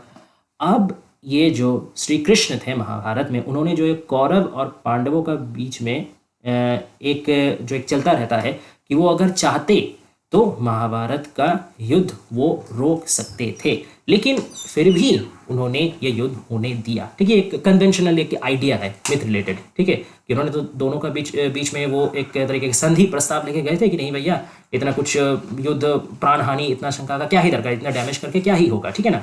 एक तब म्यूचुअल में आ जाते हैं, ठीक है, कि तुमको जो चाहिए हमको बिना कोई प्राण का लॉस करके इसको सेटलमेंट करो, क्या दरकार है इतना निर्दोष प्राणियों को मारने का, निर्दोष आदमी के जान लेने का। लेकिन वो ये नहीं माना, दुर्योधन ये नहीं माना, कौरव पक्ष नहीं माना, और आखिरकार इतना सब कुछ हुआ। अब कोई कोई क्रिटिक सवाल उठाते हैं कि अब क्या दरकार था, श्री कृष्ण तो खुद भगवान है ना, वो अगर चाहे वो किसी को समझा नहीं सकते थे, वो अगर चाहे तो युद्ध रोक नहीं सकते थे, क्यों उन्होंने युद्ध होने दिया? तो देखिए इसको अब दो तरीके से आप मतलब मिथ तो सेम ही है, लेकिन इसको दो अलग अलग तरीके से इंटरप्रेट कर सकते हैं। कोई व्यक्ति इसको सच माने के बोलेगा हाँ भैया ये तो सही बात है, तब तो श्री कृष्ण एकदम विलेन आदमी है, ठीक है, वो चाहते थे कि युद्ध हो, ये हो, क्रिटिसिज्म हो, वो हो, ठीक है, ये एक हो गया। और दूसरा चीज एक ये भी है कि हम लोग ये भी समझते थे, ये समझ सकते हैं, ये युद्ध करवा करके श्री कृष्ण ने एक तरीके से एक प्रैक्टिकल टीचिंग सिखा दिया, कौरवों को भी सिखा दिया और पांडवों को भी सिखा दिया कि जो होना है, ठीक है, वो होकर के रहेगा। किसी कोई भी व्यक्ति चाहे वो भगवान खुद ही क्यों ना हो, वो उसको नहीं काट सकता। नेचर लॉ ऑफ नेचर या rule of nature is unbreakable, even the creator of nature can't break it, ठीक है। तो एक तो ये हम लोग इससे मतलब इसका मीनिंग निकाल सकते हैं। एक और भी मीनिंग ये निकाल सकते हैं कि जब सचमुच में युद्ध में सब लोग एंगेज हुए तब वो लोग को लेकिन इमोशनल स्ट्रक्चर में भी वो लोग को अंतर आया था, ठीक है। तो सिर्फ श्री कृष्ण का बात जितना ना असर डालता, जब वो लोग को सचमुच में वो एक्सपीरियंस का थ्रू वो लोग गए, तब वो लोगों को ना तो सिर्फ युद्ध का फ्यूटिलिटी का बारे पता चला, बट वो लोग का मन में भी लेकिन चेंज आया था, वो लोग का सोच में भी चेंज आया था, ठीक है ना। That is one interpretation. तो तब आप समझ गए ना एक ही मिथ कैसे ओपन एंडेड हो करके अलग अलग मेंटालिटी का या अलग अलग इन्फ्लुएंस का जन्म दे सकता है। अब आप बताइए, अगर ये मिथ को मैं एक एब्सोल्यूट मीनिंग के सेंटर कर दूं या एक ही सेम सिग्निफिकेंस को लेके इसके अंदर भर दो कि बस इसका एक सेम ही मीनिंग हो सकता है, इसका एक सेम ही तरीके से तुम इसको इंटरप्रेट कर सकते हो, तब क्या मिथ और मिथ रहेगा? तब क्या मिथ सबको अपने अलग अलग अंदाजों से इन्फ्लुएंस करने का क्षमता उसका नहीं चल जाएगा? तो यही लेवी स्ट्रॉस बता रहे हैं कि मिथ को स्ट्रक्चरल तरीके से पढ़ना असंभव है। इसलिए मिथ का बारे अगर मुझे डिस्क्राइब करना है तो भी मुझको एक ऐसे तरीके से डिस्क्राइब करना पड़ेगा जो कि ओपन एंडेड लैंग्वेज हो, जो एक स्ट्रक्चरल लैंग्वेज ना हो, ठीक है, जो एक सेम मीनिंग को इंपोज करता हुआ लैंग्वेज नहीं हो। मुझे ऐसा लैंग्वेज में वो मिथ का बारे लिखना पड़ेगा जो लैंग्वेज पढ़ करके ही आदमी के दिमाग में एक मीनिंग आए ही ना, उसको पढ़ करके ही आदमी को लगे अच्छा ये लैंग्वेज इस तरीके से लिखा गया है कि हम लोग को डिफरेंट डिफरेंट तरीके का सोचने में मजबूर कर दे रहा है। तो तब क्या हुआ, ये लैंग्वेज भी एक तरीके का मिथ बन गया। बना कि नहीं बना? क्योंकि वो मिथ का बारे मतलब वो अपना सब्जेक्ट के बारे, उसका सब्जेक्ट क्या है, बुक का सब्जेक्ट क्या है, मिथ, तो वो अपने कंटेंट का बारे मल्टीपल पॉसिबिलिटीज फैला रहा है instead of giving one fixed value. तो लैंग्वेज भी एक तरीके का मिथ नहीं हुआ? तो इसीलिए यहां पे ब्रिकोलाज को मिथोपोएटिक बोला गया है, मिथ मेकिंग, कि वो मिथ बना सकता है, वो मल्टीपल पॉसिबिलिटीज ऑफर कर सकता है। और इसमें कोड सिस्टम भी उन्होंने लाया। उन्होंने बताया कि लैंग्वेज होता है प्राइमरी कोड, मिथ होता है सेकेंडरी कोड, और बुक अबाउट मिथ होता है tertiary code. Language primary code क्यों है? क्योंकि वहीं या लैंग्वेज या कंसेप्ट या आइडिया वहीं से आपका सब चीज शुरुआत होता है, ठीक है, दैट इज प्राइमरी कोड। अब मिथ है सेकेंडरी कोड, क्यों? क्योंकि मिथ वो लैंग्वेज को, वो कंसेप्ट को, वो आइडिया को लेकर के मिथ बनता है, ठीक है। तो मिथ तब क्या होगा? मिथ हो गया सेकेंडरी कोड। अब मिथ के बारे में जो बुक लिख रहा हूं वो बन गया टर्शियरी कोड। टर्शियरी यानी जो सेकेंडरी को कंज्यूम करता है, सेकेंडरी को यूज करता है। तो अब जो मिथ खुद एक दूसरा मतलब कंसेप्ट और आइडिया और स्ट्रक्चर को बोरो करके वो मिथ बना है, अब वही मिथ को बोरो करके मैं अलग अलग उसका मल्टीपल मतलब क्या बताऊं, एग्जाम्पल दे रहा हूं, या अलग अलग मल्टीपल उसका इंटरप्रिटेशन दे रहा हूं। तो ये एक और लेवल दूर हो गया, ये हो गया टर्शियरी कोड, ठीक है। तो इस तरीके से वो दिखाता है कैसे कोड सिस्टम लागू होता है, कैसे एक ब्रिकोलाज या कैसे मिथ का बारे, एक बुक भी खुद एक मिथ होता है, या मिथोपोएटिक क्वालिटी आ जाता है एक डिस्कोर्स या ब्रिकोलाज के अंदर, ठीक है। और एथनोग्राफी का भी वो एग्जाम्पल देते हैं। वो बोलते हैं कि एथनोग्राफिक जो ब्रिकोलाज है, एथनोग्राफिक ब्रिकोलाज मतलब एथनोलॉजी को लेके जो भी मल्टीपल एंडेड, जो ओपन एंडेड डिस्कशन किया जा रहा है। एथनोलॉजी के बारे एग्जाम्पल पहले ही आपको शायद पार्ट 2 के मैंने दिया था कि डिफरेंट डिफरेंट रेसेस को लेके जो साइंटिफिक स्टडी होता है उसी को एथनोलॉजी कहा जाता है। तो पहले क्या था? पहले यूरोसेंट्रिज्म था। पहले माना जाता है कि पूरा मानव जाति का उद्भव कहाँ से हुआ है, पूरा मानव जाति का ओरिजिन कहाँ से हुआ है, सिर्फ यूरोप से हुआ, वही सबसे प्रधान है, इसीलिए उसको यूरोसेंट्रिज्म कहा जाता है। लेकिन जब से एथनोलॉजी का साइंटिफिक स्टडी शुरू हुआ तब पता चला कि नहीं, यूरोप सेंटर नहीं है, बाकी जगह से भी आया है, बाकी जगहों का भी कंट्रीब्यूशन है, यूरोप का दादागिरी नहीं चला है। तो ये हो गया डिसेंटरिंग, ठीक है। तो एथनोलॉजी तो खुद एक डिसेंटरिंग वाला कंसेप्ट है। तो इसलिए एथनोलॉजी का जो ब्रिकोलाज है, एथनोलॉजी वाला जो आप लैंग्वेज यूज कर रहे हैं, या एक तरीके से मल्टीपल एंडिंग जो आप लैंग्वेज यूज कर रहे हैं, वो क्या हो जाता है? वो मिथोपोएटिक क्यों बन जाता है? वो मिथ मेकिंग, वो न्यू आपका ओपन एंडिंग क्यों बन जाता है? क्योंकि उसमें कोई सिंगल सब्जेक्ट नहीं है, उसमें कोई सिंगल ऑथर नहीं है। मिथ का क्या कोई ऑथर रहता है? मिथ का कोई ऑथर नहीं रहता। मिथ कैसे बनता है? मिथ को उसका जो प्रेजेंट सिग्निफिकेंस है वो किसने दिया है, ये किसी को नहीं पता है। ये बस सदियों से चलते आ रहा है, चलते आ रहा है, चलते आ रहा है, ट्रेडिशनल, ठीक है ना। ये एनोनिमस है, ठीक है, ये विदाउट एनी स्पेसिफिक ऑथर है। इसमें कोई एक पर्टिकुलर ऑथर का सोच विचार जमा हुआ नहीं है, इसमें सदियों सदियों जनरेशन बाय जनरेशन का सोच इसमें जमा हुआ है, और ये कंटिन्यूअली इवॉल्व होते आया है। इसलिए मिथ में या मिथ रिलेटेड डिस्कशन में कोई सिंगल ऑथर नहीं रहता, कोई सिंगल सब्जेक्ट भी नहीं रहता। क्योंकि एक मिथ में जैसे मैंने बोला, जैसे ये श्री कृष्ण वाला ही जो मैं मिथ बोला, इसमें आपका युद्ध का भी कंसेप्ट है, ठीक है। पहले पहले युद्ध का कंसेप्ट था, बाद में अगर कोई इसमें वो कूटनीति वाला कंसेप्ट डाल दिया, फिर उसमें कोई पीस वाला कंसेप्ट डाल दिया, फिर उसमें कोई इनएविटेबिलिटी मतलब जो होनी अनहोनी वाला कंसेप्ट डालते हो, हमेशा तो उसका सब्जेक्ट भी चेंज हो रहा, हमेशा तो उसका टॉपिक भी चेंज हो रहा। जैसे जैसे जनरेशन बाय जनरेशन वो पार हो रहा, नया नया सोच उसमें आ रहा, पुराना सोच जा रहा, फिर से नया सोच आ रहा, कंटिन्यूअल उसका ट्रांसफॉर्मेशन हो रहा। तो इसलिए कोई एक ऑथर या कोई एक सब्जेक्ट मिथ रिलेटेड डिस्कशन में हो ही नहीं सकता। सिर्फ मिथ कोई भी आप जनरल तरीके से भी कोई भी देखिए, कोई भी सोच में एक सिंगल सब्जेक्ट या सिंगल ऑथर नहीं हो सकता। इसीलिए क्या बोलते हैं लेवी-स्ट्रॉस की जो एथनोग्राफी ब्रिकोलाज है या कोई भी ब्रिकोलाज है, that is eccentric. Eccentric means without any centre, उसका कोई सेंटर है ही नहीं, उसका कोई ओरिजिन है ही नहीं। ओके, ये हो क्या बात। अब इसको हालांकि देरीदा ने थोड़ा सा क्रिटिसाइज किया है। उन्होंने बोला है कि चलो ठीक है लेवी-स्ट्रॉस, तुमने स्ट्रक्चरलिज्म को थोड़ा सा मतलब इसको खदेड़ा, ठीक है, इसको थोड़ा सा क्रिटिसाइज किया, ठीक है, बाइनरी ऑपोजिट नेचर कल्चर को लेके कि तुम उसका प्रैक्टिकल जो प्रॉब्लम है वो दिखाए, ठीक है, बहुत बढ़िया, वेरी गुड, शाबाशी। लेकिन ये जो तुम आखिर में आकर के गलती कर दिए, वही स्ट्रक्चरलिज्म वाला ही ना गलती कर दिए। इतना सारा स्ट्रक्चरलिज्म का कमी दिखा के आखिरकार तुम क्या बोले कि नहीं भैया, कोई स्ट्रक्चरलिज्म को या स्ट्रक्चरलिज्म वाला कंसेप्ट को पकड़ना ही नहीं है। तो फिर से तो तुम एक फिक्स्ड ओरिजिन में ही चल गए, फिर से तो तुम एक फिक्स सेंटर में ही चल गए। पहले का जमाने का मतलब सेंटर या फिक्स चीज क्या था कि लाइक फॉलोइंग ऑफ या फिर ओबीडियंस ऑफ स्ट्रक्चरलिज्म। अब तुम क्या किए, वो ओबीडियंस ऑफ स्ट्रक्चरलिज्म को हटा करके उसका जगह डिसओबीडियंस ऑफ स्ट्रक्चरलिज्म बिठा दिया। अब तुम क्या सिखा रहे हो सबको कि स्ट्रक्चरलिज्म को मत करो, स्ट्रक्चरलिज्म से दूर भागो, स्ट्रक्चरलिज्म से दूर भागो। तो ये भी तो एक तरीके का, तुम एक सेंटर को हटा के दूसरा अलग सेंटर स्थापित कर दिए, एक रूल को हटा करके दूसरा नया रूल स्थापित कर दिए। तो डेरिडा बोल रहे तब हम लोग को ये जो प्रैक्टिस है इससे दूर कैसे जाना है, हम लोगों को एक्सेप्ट और रिजेक्ट का बाइनरी को ही तोड़ देना है। बिल्कुल समझ में नहीं आया, कैसे समझ में आएगा, समझ में आने का चीज़ है ही नहीं डेरिडा। रुकिए मैं आपको अब थोड़ा एक एग्जाम्पल से बताता हूँ, एक्सेप्ट और रिजेक्ट, ठीक है ना। ये जो बाइनरी है एक्सेप्ट और रिजेक्ट का, डेरिडा बोल रहे हैं इसी को तोड़ दो, ठीक है। मतलब कोई चीज़ को, कोई थॉट को, कोई फिलोसोफर को, कोई पॉइंट ऑफ व्यू को, ठीक है, कोई ब्रिकोलाज को या तो एक्सेप्ट करना है, या तो उसको मान के चलना है, या तो उसको मान के नहीं चलना। इस धारणा को ही कूड़े में फेंक दो। तब क्या करना पड़ेगा, अगर यही धारणा को लेकर के चले तो तब जो नेचर और कल्चर का बाइनरी को क्लेवी-स्ट्रॉस एक्सपोज किए थे, वही बाइनरी में वो आकर के खुद आखिर में फंस गए। यह है डेरिडा का मतलब असेसमेंट, ठीक है, यही उनका मतलब एनालिसिस है। तो कोई भी चीज़ को बस उतना ही हद तक लो जितना हद तक वो तुम्हारा काम में आए, जितना हद तक वो तुमको फ्री एंडिंग पॉसिबिलिटीज देते रहे। जहां देखोगे कि कोई पर्टिकुलर थॉट, कोई पर्टिकुलर लॉजिक, कोई पर्टिकुलर फिलोसफी या कोई पर्टिकुलर पॉइंट ऑफ व्यू तुमको पॉसिबिलिटीज देना बंद करके एक फिक्स्ड सोल्यूशन का तरफ ठेल रहा, एक फिक्स्ड मीनिंग की तरफ ठेल रहा, उस पॉइंट में तुम वहां से हट जाओ।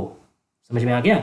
तो ये अगर तुम कंप्लीटली एक्सेप्ट कर लेते हो कोई चीज को, तब उसका अगेंस्ट में जो आता है उसको तो तुम पूरा सुन ही नहीं रहे हो, ठीक है ना। अगर जैसे मैं यहां फिर से ट्रूथ फॉल्स का आपको एग्जांपल देता हूं, ठीक है।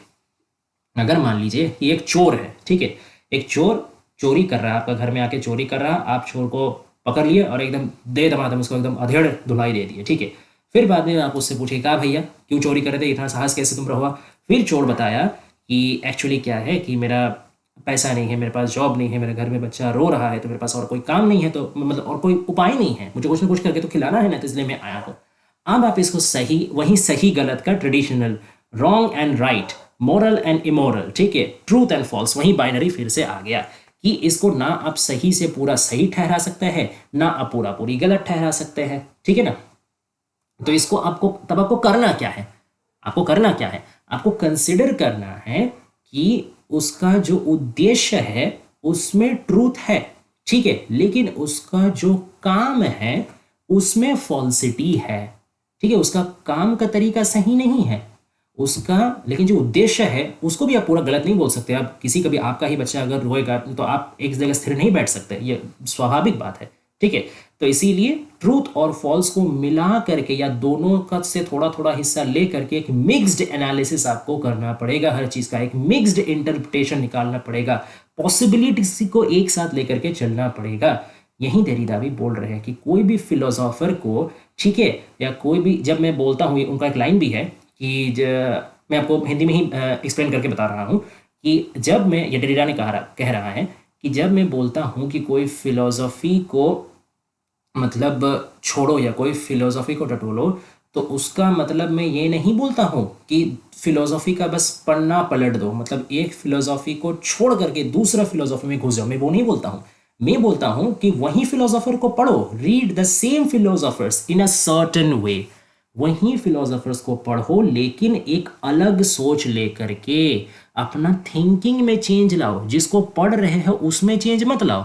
ऐसा बात नहीं मैं कर रहा हूँ कि अगर आप एक फिलोसोफर को पढ़ रहे हो उसमें कुछ गलती लग रहा है, फिलोसोफर को हटा दो, चाहे हट, दूसरा फिलोसोफर में घुसो, वो मैं नहीं बोल रहा हूँ। आप उसी फिलोसोफर को पढ़ो लेकिन ओपन माइंड लेके पढ़ो कि इसमें क्या चेंजेस लाया जा सकता है। ये फिलोसोफर जो कंसेप्ट दे रहे हैं, ठीक है, कंसेप्ट थोड़ा बहुत तो सही है लेकिन पूरा सही नहीं है, तो इसको करेक्ट कैसे मैं करूं, ठीक है ना, ये है बात।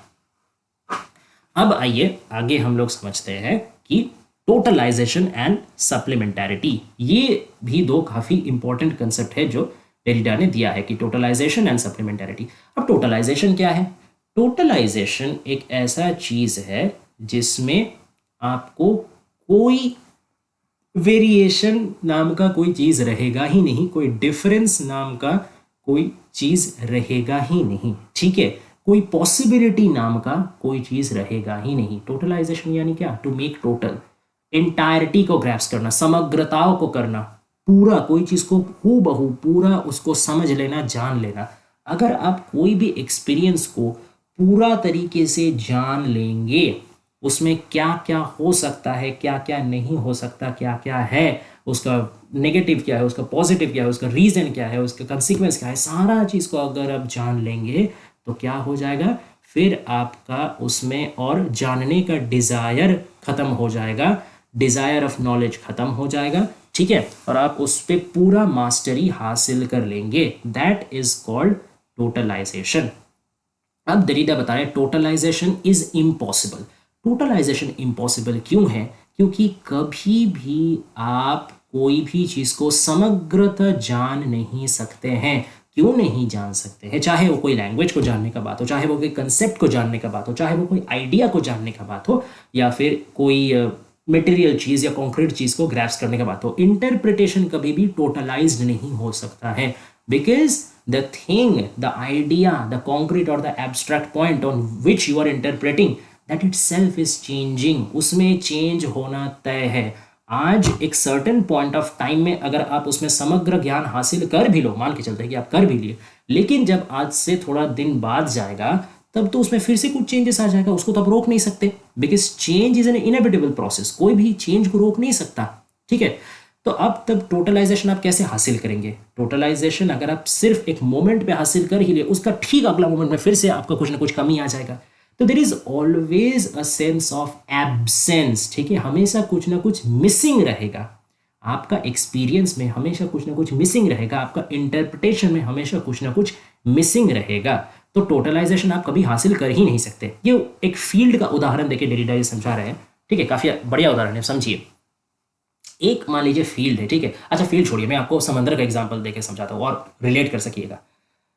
मान लीजिए आप समंदर किनारे आए हैं, बीच में आए हैं, आप समंदर को देख रहे हैं। क्या आप पूरा समंदर को देख सकते हैं? नहीं ना देख सकते। क्यों नहीं देख सकते? क्योंकि आपका विजन उतना दूर तक जाएगा नहीं। इसका मतलब क्या है कि समंदर जितना दूर तक फैला है, आपका इंटरप्रिटेशन का क्षमता उतना दूर तक नहीं फैला है। ओके, तो सेम रीजन है, ठीक है। हालांकि सेम रीजन नहीं है ये, मतलब एक पॉइंट वो देते हैं, वो दो पॉइंट देते हैं कि टोटलाइजेशन है ना क्यों पॉसिबल नहीं है। इसका वो दो पहलू देते हैं, दो पहलू देते हैं सोचने का कि किस तरीके से हम लोग इसको टोटलाइजेशन का इम्पॉसिबिलिटी को सोच सकते हैं। एक तो है कि इतना ज़्यादा पूरा दुनिया में, चाहे कॉन्क्रीट चीज़ हो या फिर एब्स्ट्रैक्ट आइडिया हो, वो इतना ज़्यादा परिमाण में है, इतना अनलिमिटेड परिमाण में है कि उतना स्ट्रक्चर हम लोग के पास अवेलेबल नहीं है, ठीक है ना, उतना कंसेप्ट हम लोग के पास अवेलेबल नहीं है कि सारा चीज़ को हम लोग इंटरप्रेट करें, ठीक है। समझ में आ गया? जैसे मान लीजिए, जैसे हम लोग क्या देख नहीं सकते, देख तो हम लोग सकते हैं, हम लोग का विजन तो है, लेकिन वो समंदर बेचारा इतना बड़ा है कि उतना तक हम लोग का नज़र जाता ही नहीं है, ठीक है। हम लोग का पास ये कैपेसिटी तो है नहीं कि आंख में कोई बटन है, वो बटन में 3 बार दाब दिए और अपना विजन बढ़ा लिए, वो तो हम लोग कर नहीं सकते, ठीक है। हम लोग का तो एक लिमिटेड विजन है।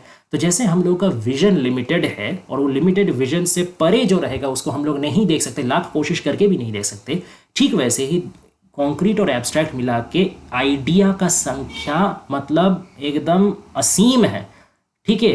अनगिनत आइडियाज है, क्योंकि डेली नए नए आइडियाज आ रहे हैं, ठीक है। तो अनगिनत है ये, ठीक है।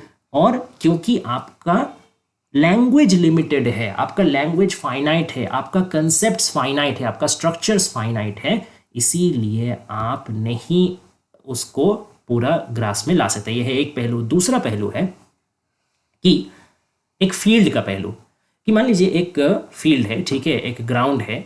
अब उसमें जा करके आप खेत को तो पूरा देख सकते हैं, क्योंकि फील्ड तो अनलिमिटेड नहीं होता, फील्ड एक लिमिटेड होता है। मान लीजिए छोटा ही फील्ड है, ठीक है, जो आपका विजन का मतलब बाउंड्री के अंदर ही है, आप अपने नॉर्मल आंखों से उस फील्ड का बाउंड्री को देख पा रहे हैं, ठीक है, पूरा फील्ड को देख पा रहे हैं। लेकिन समस्या यह है कि फील्ड में जो है ना, फील्ड में बहुत सारे क्या आ रहे हैं, फील्ड में बहुत सारे फ्लाइज आ रहे हैं, ठीक है, बहुत सारा मक्खी फील्ड के ऊपर आके भनभना रहे हैं। ठीक है, हालांकि ये मक्खी का एग्जाम्पल डेरिडा ने नहीं दिया है, मक्खी का मैं खुद दे रहा हूँ आपको समझाने के लिए। तो क्या होगा, क्या आप कभी उन मक्खियों को सही से इंटरप्रेट कर पाएंगे, सही से उनका काउंट निकाल पाएंगे, सही से उसका एक आइडिया लगा पाएंगे? क्यों नहीं लगा पाएंगे? क्योंकि इसका वजह ये नहीं है कि आपका जो फील्ड है, जो माठ में आप खड़े हैं, जो ग्राउंड में आप खड़े हैं, वो आपका विजन से बाहर है। ठीक है, आपका विजन में ही आता है, आप पूरा माठ को, पूरा ग्राउंड को देख पा रहे हैं। लेकिन समस्या ये है कि उस ग्राउंड में निरंतर इतना मक्खी आते जा रहा है कि उसको आप ग्रास्प नहीं कर पा रहे हैं। जो भी हो रहा वो आपका आंखों के सामने ही हो रहा, लेकिन इतना वो अनकंट्रोलेबली हो रहा, इतना वो इंटरचेंजेबली हो रहा कि उसको ग्राफ्स करना भी आपके लिए, उसको पकड़ना भी, उसको समझना भी आपके लिए पॉसिबल नहीं हो रहा। ठीक है, तो टोटलाइजेशन भी कुछ ऐसा ही है, लैंग्वेज भी कुछ ऐसा ही है। ठीक है, कि हमेशा उसमें इंटरप्ले चलता रहता, हमेशा उसमें पॉसिबिलिटीज चलते, जिसको डेरिडा ने कहा है इनफिनाइट प्ले। ठीक है, अनलिमिटेड प्ले, पॉसिबिलिटीज कभी खत्म नहीं होता। There is no end to possibilities, there is no limitation, there is no boundary to possibilities. आप कभी भी संभावनाओं को रोक नहीं सकते। नया नया संभावना हर पल आपका क्रिएट हो रहा है, और ये होते चलेगा। जब तक इंसान है, जब तक इंसानियत है, जब तक सोच है, तब तक संभावनाएं क्रिएट होती जाएंगी, because this is open ended thing. ठीक है ना? तो इसीलिए क्या है कि टोटलाइजेशन कभी हासिल हो ही नहीं सकता, क्योंकि हमेशा कुछ ना कुछ मिसिंग रह जाएगा। आप जितना भी कोशिश करें पूरा मक्खी को गिनने का, पूरा मक्खी को देखने का, कोई ना कोई मक्खी आपका नज़र से बाहर रह ही जाएगी, क्योंकि कंटिन्यूअसली मक्खी आ रहा है, कंटिन्यूअस आ रहा है। That is not a static thing. Okay, that is why totalization is impossible. तब टोटलाइजेशन अगर इम्पॉसिबल है, तो हम लोगों को इंटरप्रिटेशन को सही करने के लिए, इंटरप्रिटेशन को लाइक परफेक्ट तो इंटरप्रिटेशन कभी हो ही नहीं सकता, हमेशा उसमें कुछ ना कुछ मिसिंग रहेगा। तो एटलीस्ट रिलायबल इंटरप्रिटेशन के लिए, एक कम से कम रियलिस्टिक इंटरप्रिटेशन के लिए हम लोग को क्या चाहिए? तब हम लोग को जो चाहिए वो है सप्लीमेंटैरिटी। इसका कंसेप्ट डेरिडा देते हैं। वो बोलते हैं कि क्योंकि टोटलाइजेशन पॉसिबल है नहीं, ठीक है, क्योंकि हमेशा इनफिनाइट प्ले चलते रह रहा, हमेशा मतलब सब्स्टिट्यूशन होते रहा, एक सेंटर की जगह दूसरा सेंटर आ रहा। ठीक है, वो भी जो नया सेंटर आ रहा वो भी स्टेबल नहीं है। ठीक है, वो सेंटर फिर से हट रहा, फिर से दूसरा सेंटर आ रहा है। ठीक है, और ऊपर से सेंटर जो है, सेंटर हम लोग पहले ही जाने कि सेंटर एक नॉन लोकस है, मतलब सेंटर बोल के कोई फिक्स जगह है नहीं, वो सिर्फ एक वॉइड है, वो एक स्कोप है, वो एक वैक्यूम है, वो एक स्पेस है जहाँ पे पॉसिबिलिटीज घूमता है। ठीक है, जहाँ पे कोई वैलिड थिंग नहीं रहता, जहाँ पे कोई एक्चुअल छूने जैसा कॉन्क्रीट जैसा थिंग या कोई फिक्स थिंग नहीं रहता, वहाँ पे हमेशा एक टर्बुलेंस चलता रहा है, हमेशा एक पॉसिबिलिटीज का मतलब तूफान चलता रह रहा है। ठीक है, एक पॉसिबिलिटी आ रहा, दूसरा पॉसिबिलिटी जा रहा, तीसरा आ रहा, चौथा जा रहा, ऐसा होते रह रहा है। तो अगर ऐसा होगा तो हम लोग को क्या करना है? हमेशा सेंटर को अपना बदलते रहना है, हमेशा ओपन माइंडेड रखना है। यही है सप्लीमेंटैरिटी। ठीक है, सप्लीमेंट, देखिए सप्लीमेंट का एक शब्द हो, मतलब एक अर्थ होता है समथिंग टू ऐड। यही मीनिंग लेवी स्ट्रॉस जो है, उन्होंने ये ऐड वाला मीनिंग को ज़्यादा पकड़ के रखा है कि जो चीज़ आपका करंट इंटरप्रिटेशन में, करंट नॉलेज में, करंट पॉसिबिलिटी में कुछ नया ऐड करेगा, उसी को हम लोग कहेंगे सप्लीमेंट। लेकिन डेरिडा बोलते हैं सप्लीमेंटैरिटी सिर्फ कुछ चीज़ नया योग करने से नहीं होता, कोई चीज़ नया क्रिएट करने से नहीं होता, या कोई चीज़ को नया बढ़ाने से नहीं होता, बदलने से भी होता है। तो डेरिडा का supplementary is nothing but a change, change in any form. चाहे आप कोई चीज़ ऐड कर रहे हो तो वो भी एक चेंज है, या तो कोई एग्जिस्टिंग चीज़ का कंस्ट्रक्ट को आप ब्रेक कर रहे हो वो भी एक चेंज है, या फिर कोई सेंटर को आप डिसबैलेंस करके नया सेंटर उठा रहे हो वो भी एक चेंज है। तो कोई भी तरीके का चेंज जो आपको मल्टीपल पॉसिबिलिटीज ऑफर करता है, वही चेंज होगा सप्लीमेंटैरिटी। और अगर आप सप्लीमेंटैरिटी को पे हमेशा टिके रहोगे, हमेशा जो जो भी मल्टीपल पॉसिबिलिटीज आपके पास आ रहा है, मल्टीपल मीनिंग जो आपके पास आ रहा है, उसको अगर आप बदलते रहोगे, उसके साथ अगर आप चलते रहोगे, तब भले आपको टोटलाइजेशन तो नहीं मिलेगा, वो तो इम्पॉसिबल है, बट एक रियलिस्टिक मीनिंग मिल सकता है, रियलिस्टिक मीनिंग का आसपास आप पहुंच सकते हो। ठीक है, क्योंकि एक्चुअल मीनिंग तो पॉसिबल है ही नहीं। तो डेरिडा ने पहले ही डिफरेंस में बताया है कि सिग्निफाइड बोल के कुछ होता ही नहीं है, ट्रांसेंडेंटल सिग्निफाइड एक बेकार आइडिया है। ठीक है, एब्सोल्यूट मीनिंग होता ही नहीं, आप बस उसका पास पहुंचने का कोशिश कर सकते हो। तो सप्लीमेंटैरिटी रहेगा तो आप वो कोशिश थोड़ा सा एफिशिएंट तरीके से कर पाओगे। अगर सप्लीमेंटैरिटी को लात मार के भगा दोगे, और सिर्फ टोटलाइजेशन के पीछे भागोगे तो टोटलाइजेशन तो इम्पॉसिबल टू रीच है, ठीक है, वो तो आप पहुंचोगे ही नहीं। और ऊपर से अगर पॉसिबिलिटीज़ को भी नहीं पकड़ोगे तो आप वहीं स्ट्रक्चरलिस्ट का दलदल में ही फंसे रह जाओगे, वहीं एब्सोल्यूट मीनिंग को लेके पड़े रहोगे और कभी भी आपका इंटरप्रिटेशन आएगा नहीं, ठीक है। अब ये जो वो एंड करते हैं, ठीक है, अब हम लोग आ गए एकदम the final section of the structure sign and play. इसमें वो बताते हैं कि इंटरप्रिटेशन ऑफ इंटरप्रिटेशन, याद है आप देखिए ये ऐसे जो है जो शुरू होते, जो मैं एकदम पार्ट 1 का वीडियो में बोला हूँ, मॉन्टेन का एक लाइन था कि we need to interpret interpretations more than interpret things, कि कोई चीज़ों को या कोई वस्तु को समझने से ज़्यादा हम लोगों को ये समझने का प्रोसेस को ही समझना ज़्यादा दरकार है, कि जिस प्रोसेस से हम लोग मीनिंग निकालते हैं, जिस प्रोसेस से हम लोग कोई भी चीज़ को मतलब एनालाइज करते हैं, उस प्रोसेस पे ध्यान देना ज़्यादा ज़रूरी है, ठीक है। ये मॉन्टेन ने बोला था, इसी से शुरू हुआ था ऐसे, ठीक है। और यहीं पे आके कहीं ना कहीं वो ख़त्म कर रहे डेरिडा कि चलिए तब मैंने अब तक जो आपका स्ट्रक्चर साइन और प्ले लेके मैंने जो भी इस ऐसे में आप लोग को समझाया, इसको आप लोग देखने का दो पहलू है। देखिए अब एक ध्यान दीजिए, डेरिडा कभी भी हमेशा वो दो पहलू देते हैं। आप देखिए जितना भी बार मैंने कोई इंपॉर्टेंट कंसेप्ट बताया है, कभी भी डेरिडा ने लेकिन उसका एक फिक्स्ड आइडिया नहीं दिया है, हमेशा बोला है ये भी हो सकता है, वो भी हो सकता है, ये पहलू है या वो पहलू है, इस तरीके से देख सकते हैं या उस तरीके से। कभी उन्होंने ये नहीं बोला कि यही तरीका है या यही एकमात्र इसका पॉसिबिलिटी है। तो ये भी एक समझने का बात है कि डेरिडा बोल रहे हैं, डेरिडा आपको ये भी नहीं बोल रहे कि मैं जो आपको स्ट्रक्चरलिज्म का फ्लॉ निकाल के दिखाया हूँ, मेरा फ्लॉ को ही अंधा से मान के चलो। वो बोल रहे हैं मैंने जो भी आपको डिस्कशन करके बताया हूँ, इसको भी आप सोचो, इसको भी आप टटोलो, इसमें भी आपको अगर कोई मल्टीपल पॉसिबिलिटीज लगता है तो इसमें भी आप पॉसिबिलिटी ढूंढो। मेरा जो ये पेपर है, मेरा जो ये एसे है, मेरा जो ये लेक्चर है, that is not a conclusion to structuralism. ये स्ट्रक्चरलिज्म का फ्लॉ के बारे या स्ट्रक्चरलिज्म का क्रिटिसिज्म के बारे में कोई एक डेफिनेट चीज नहीं बता रहा हूं मैं। जस्ट ये कोई खत्म नहीं है, ये कोई कंक्लूजन नहीं है, this is just an introduction. मैं सिर्फ शुरुआत कर रहा हूं, स्ट्रक्चरलिज्म का क्या क्या फ्लॉ है मैं सिर्फ आपको दिखा रहा हूं। अब इसको आपको आगे लेके जाना है, इसी में मैंने जो बोल रहा हूँ इसी में समझ करके बैठ नहीं जाना। अगर बैठ जाओगे तब तो वही स्ट्रक्चरलिज्म वाला गलती कर लिया, सेंटर फिक्स पकड़ लिया।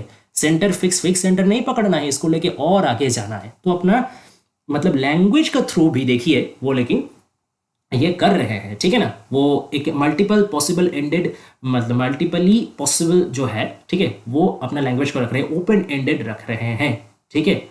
तो काफ़ी सार्थक माना जा सकता है अगर इसे को स्ट्रक्चरली भी विचार किया जाए तो। कंटेंट वाइज तो है ही, स्ट्रक्चर वाइज भी है, ठीक है। अब आइए समझते हैं कि कैसे वो दो पहलू हम लोग को दे रहे कि स्ट्रक्चर साइन और प्ले को समझने का जो भी वो समझाए उसको दो तरीके से हम लोग समझ सकते हैं या दो पहलू ले सकते हैं। पहला पहलू है, ठीक है, the first aspect is seeking the immovable centre और ओरिजिन बियॉन्ड इनफाइनाइट प्ले। तो एक तो है कि हम लोग तो समझ गए कि इनफाइनाइट प्ले होता है, ठीक है, पॉसिबिलिटीज मल्टीपल है और पॉसिबिलिटीज को कोई रोक नहीं सकता। तो एक काम किया जाए तो ऐसा सेंटर का खोज किया जाए जो ये सारा प्ले से परे है, ठीक है, ये सारा पॉसिबिलिटीज से दूर है। एक ऐसा कोई रूल निकाला जाए, एक ऐसा कोई आइडिया निकाला जाए जिस आइडिया को, जिस फॉर्मूला को एक बार अगर हम लोग याद कर लिया, एक फॉर्मूला को अगर हम लोग अपना दिमाग में बैठा लिए तो चट से हम लोग समझ जाएंगे कि कौन सा पॉसिबिलिटी बेटर है, कौन सा पॉसिबिलिटी वर्स है, कौन सा पॉसिबिलिटी को लेना चाहिए, कौन सा पॉसिबिलिटी को डिस्कार्ड करना चाहिए, हम लोग को समझ में आ जाएगा। तो एक तो कम से कम एक फिक्स चीज़ रहे, एक तो कम से कम फिक्स्ड आइडिया रहे जो कंट्रोल कर सके कि पॉसिबिलिटीज़ को जज करने का।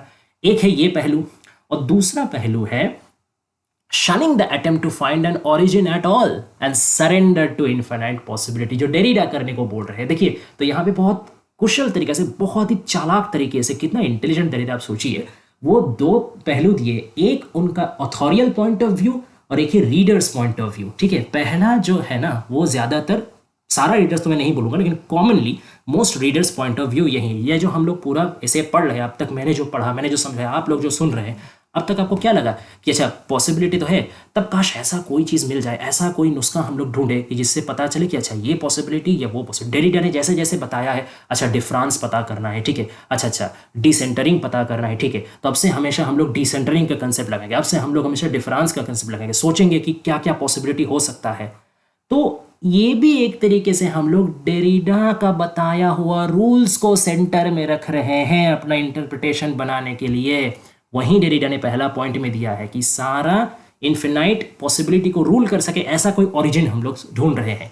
और दूसरा जो पॉइंट है वो डेरिडा का अपना पॉइंट ऑफ व्यू है, ऑथोरियल पॉइंट ऑफ व्यू है। वो बता रहे हैं कि नहीं, मेरा बात को भी सेंटर मत मानो, अपना ढूंढो, अपना प्ले खुद को कंटिन्यू करो। मैंने तो सिर्फ तुमको दिखा दिया है कि पॉसिबिलिटीज चलता है, अब उस पॉसिबिलिटी को तुमको आगे लेके जाना है, पॉसिबिलिटी के साथ खुद भी प्ले करते हुए जाना है। Shunning at the attempt to find an origin, कि ओरिजिन ढूंढना ही छोड़ दो। कोई सेंट्रल रूल, कोई फिक्स्ड रूल ढूंढना ही छोड़ दो। या पॉसिबिलिटीज को पता करने का रूल को भी ढूंढना छोड़ दो और सिर्फ एक्सेप्ट कर लो। क्या एक्सेप्ट कर लो? Infinite possibility. ये तुम मान लो, इस बात को मान लो कि पॉसिबिलिटी ढेर सारा है और उतना सारा पॉसिबिलिटी में से कौन सा पॉसिबिलिटी थोड़ा ज़्यादा करेक्ट है उसको पता कर पाना असंभव है। हम लोग को ऐसा उलझे हुए ही ज़िंदगी भर रहना पड़ेगा। फिक्स्ड चीज़ में कभी हम लोग जा ही नहीं सकते, क्योंकि फिक्स्ड बोल के कुछ होता ही नहीं है। लाइफ भी तो अनसर्टेन है ना। लाइफ में भी तो आपको कभी पता नहीं चलता ना कि कब आपको खुशी आएगा, कब आपको दुख आएगा, ठीक है ना। आप सोचते हैं देख करके कि ये चलो आज एक खुशी वाला मोमेंट आने वाला है, कब वो खुशी वाला मोमेंट गम में बदल जाएगा आपको पता भी नहीं चलेगा सॉरी, पता भी नहीं चलेगा। तो ठीक वैसे ही लैंग्वेज को भी वैसे रखना है, अपना आइडिया को भी वैसे रखना है। जब जो जैसा जैसा पॉसिबिलिटी आएगा उसको तब तब एक्सेप्ट करते जाना है। पैटर्न नहीं ढूंढना है, ठीक है ना, कोई फॉर्मूला नहीं ढूंढना है, सिस्टम नहीं ढूंढना है ये है दूसरा पहलू। अब वो सॉरी, अब वो एंड करते हैं कि डेरिडा बोलते हैं, और यही उनका मास्टर स्ट्रोक है जो वो एंड करते हैं ना, यही हम लोग रीडर्स के लिए एक बहुत बड़ा सबक है कि इररिकॉन्सिलेबल येट शेयरिंग कॉमन ग्राउंड। ठीक है, वो बोलते हैं ये जो दो पहलू मैंने बताया ना, ये दोनों पहलू में से कोई एक पहलू को चुनना भी असंभव है, क्योंकि ये दोनों पहलू में से भी अगर आप एक पहलू को चुन रहे हो तो फिर से आप बाइनरी ऑपोजिशन का फंदा में फंस रहे हो, दोनों में से कोई एक को प्रेफरेंस दे रहे हो। ये जो प्रेफरेंस दे देना, यह है टेकन फॉर ग्रांटेड कर देना। आपको कोई भी चीज़ है ना, टेकन फॉर ग्रांटेड नहीं करना। राइट नाउ मान लीजिए आप एक सेंटेंस पढ़ रहे हो, ठीक है ना, पहला सेंटेंस पढ़ के अगर आपको लगे कि उसका मीनिंग, पहला सेंटेंस का जो मीनिंग है वो एक पर्टिकुलर वे में जा रहा, ठीक है, तो अब जब कभी आप अगला पन्ना पलट कर या दो पन्ना पलट करके तीसरा पन्ना में जब आपको वही सेंटेंस फिर से मिलेगा या वही सेंटेंस का कुछ एक फिर से मिलेगा, तो आपको ये नहीं करना है कि दो पन्ना पहले मैंने जब सेंटेंस पढ़ा था तब मैंने जो कंक्लूजन निकाला था या तब मैंने जो मीनिंग निकाला था वही मीनिंग को दिमाग में रख के सोचूं, अच्छा ये तो वो मीनिंग था, तब ये मीनिंग भी ज़रूर वही होगा। नहीं जी, आपको उसको इंडिविजुअल देखना है, आपको उसको फिर से अलग से एनालाइज करना है। ठीक है, यही देरीदा कह रहे हैं कि कोई चीज़ को टेकन फॉर ग्रांटेड मानो ही नहीं। हर बार, हर मोमेंट में इम्पॉसिबिलिटी को, एब्सेंस ऑफ फिक्सिटी को और प्ले पॉसिबिलिटीज को एक्सेप्ट करो। हर बार जांचो, हर मोमेंट में जांचो, नया तरीके से जांचो। चाहे एक वर्ड तुम्हारा सामने का 10,000 बार आए तो 10,000 बार नया सोच से उसको देखो, ना कि एक ही सोच को 10,000 बार रिपीट करो। ठीक है ना। चलिए, तो वहीं इसी से वो एंड करते हैं कि आजकल जो ह्यूमन साइंस है, जितना भी, चाहे वो साइकोलॉजी हो, एंथ्रोपोलॉजी हो, सोशियोलॉजी हो, जितना भी है, उसमें ये दोनों ही पहलू ने शेयरिंग कॉमन ग्राउंड, दोनों ही पहलू से हम लोग उसको विचार कर सकते हैं। ठीक है, इन्फिनाइट प्ले से अलग हट करके एक चीज़ उस लिहाज से भी हम लोग उसको देख सकते हैं, ह्यूमन साइंस को देख सकते हैं, और मतलब कोई मल्टीपल पॉसिबिलिटी को एक्सेप्ट करना उस लिहाज से भी देख सकते हैं। और ये दोनों को आप मिला नहीं सकते, दे आर इररिकॉन्सिलेबल, मतलब दोनों को आप एक साथ यूनिफाइड नहीं कर सकते। ठीक है ना, दोनों में कोई आप कॉमन फॉर्मूला नहीं निकाल सकते, इसको आपको मान लेना पड़ेगा। और ये कैसा है? कॉन्ट्राडिक्टरी कोहेरेंट है। ठीक है, मतलब ये मैं अपना कमेंट आपको बता रहा हूँ, ये डेरिडा ने नहीं बताया, ये मेरा, मैंने जो पूरा डेरिडा पढ़ा, ऐसे पढ़ा, उससे मेरा जो पर्सनल अटेम्प्ट निकल, मतलब ओपिनियन निकल के आया, वो है कॉन्ट्राडिक्टरली कोहेरेंट एंडिंग। डेरिडा का जो एंडिंग है ना, ये कॉन्ट्राडिक्टरी कोहेरेंट है। कॉन्ट्राडिक्टरी कोहेरेंट मतलब स्ट्रक्चर के बारे में डेरिडा ने एकदम पहले बताया था कि स्ट्रक्चर का जो सेंटर है वो तो पूरा स्ट्रक्चर को गवर्न करता है, लेकिन खुद ही वो स्ट्रक्चरलिटी से बचता है। तो ये भी उनका, डेरिडा का एंडिंग भी कुछ ऐसा ही हुआ कि पूरा ऐसे में तो उन्होंने पॉसिबिलिटीज़ का बारे बताया, ये पॉसिबिलिटी, वो पॉसिबिलिटी, डिसेंटरिंग, ये वो वगैरह, लेकिन आखिर में आकर के वो फिर से दर्शक को कंफ्यूज करके छोड़ दिए कि लेकिन मैंने जो ये बताया इसको भी सही मत पकड़ो, इसमें भी पॉसिबिलिटी ढूंढो। ये है डेटा, ठीक है। तो आशा करते हैं आपको बढ़िया से समझ में आया होगा। अगर वीडियो पसंद आए तो प्लीज़ चैनल को सब्सक्राइब कीजिए, नोटिफिकेशन बेल टर्न ऑन कर लीजिए, क्योंकि ऐसे और भी क्रिटिसिज्म का वीडियो, थ्योरी का वीडियो और भी ढेर सारा वीडियो आने वाला है। और काफ़ी मेहनत लगा है, तो अगर वीडियो पसंद आए तो प्लीज़ लाइक दीजिएगा, उससे काफ़ी मोटिवेशन मिलता है। Okay, thanks for watching guys, stay tuned, more videos are coming up.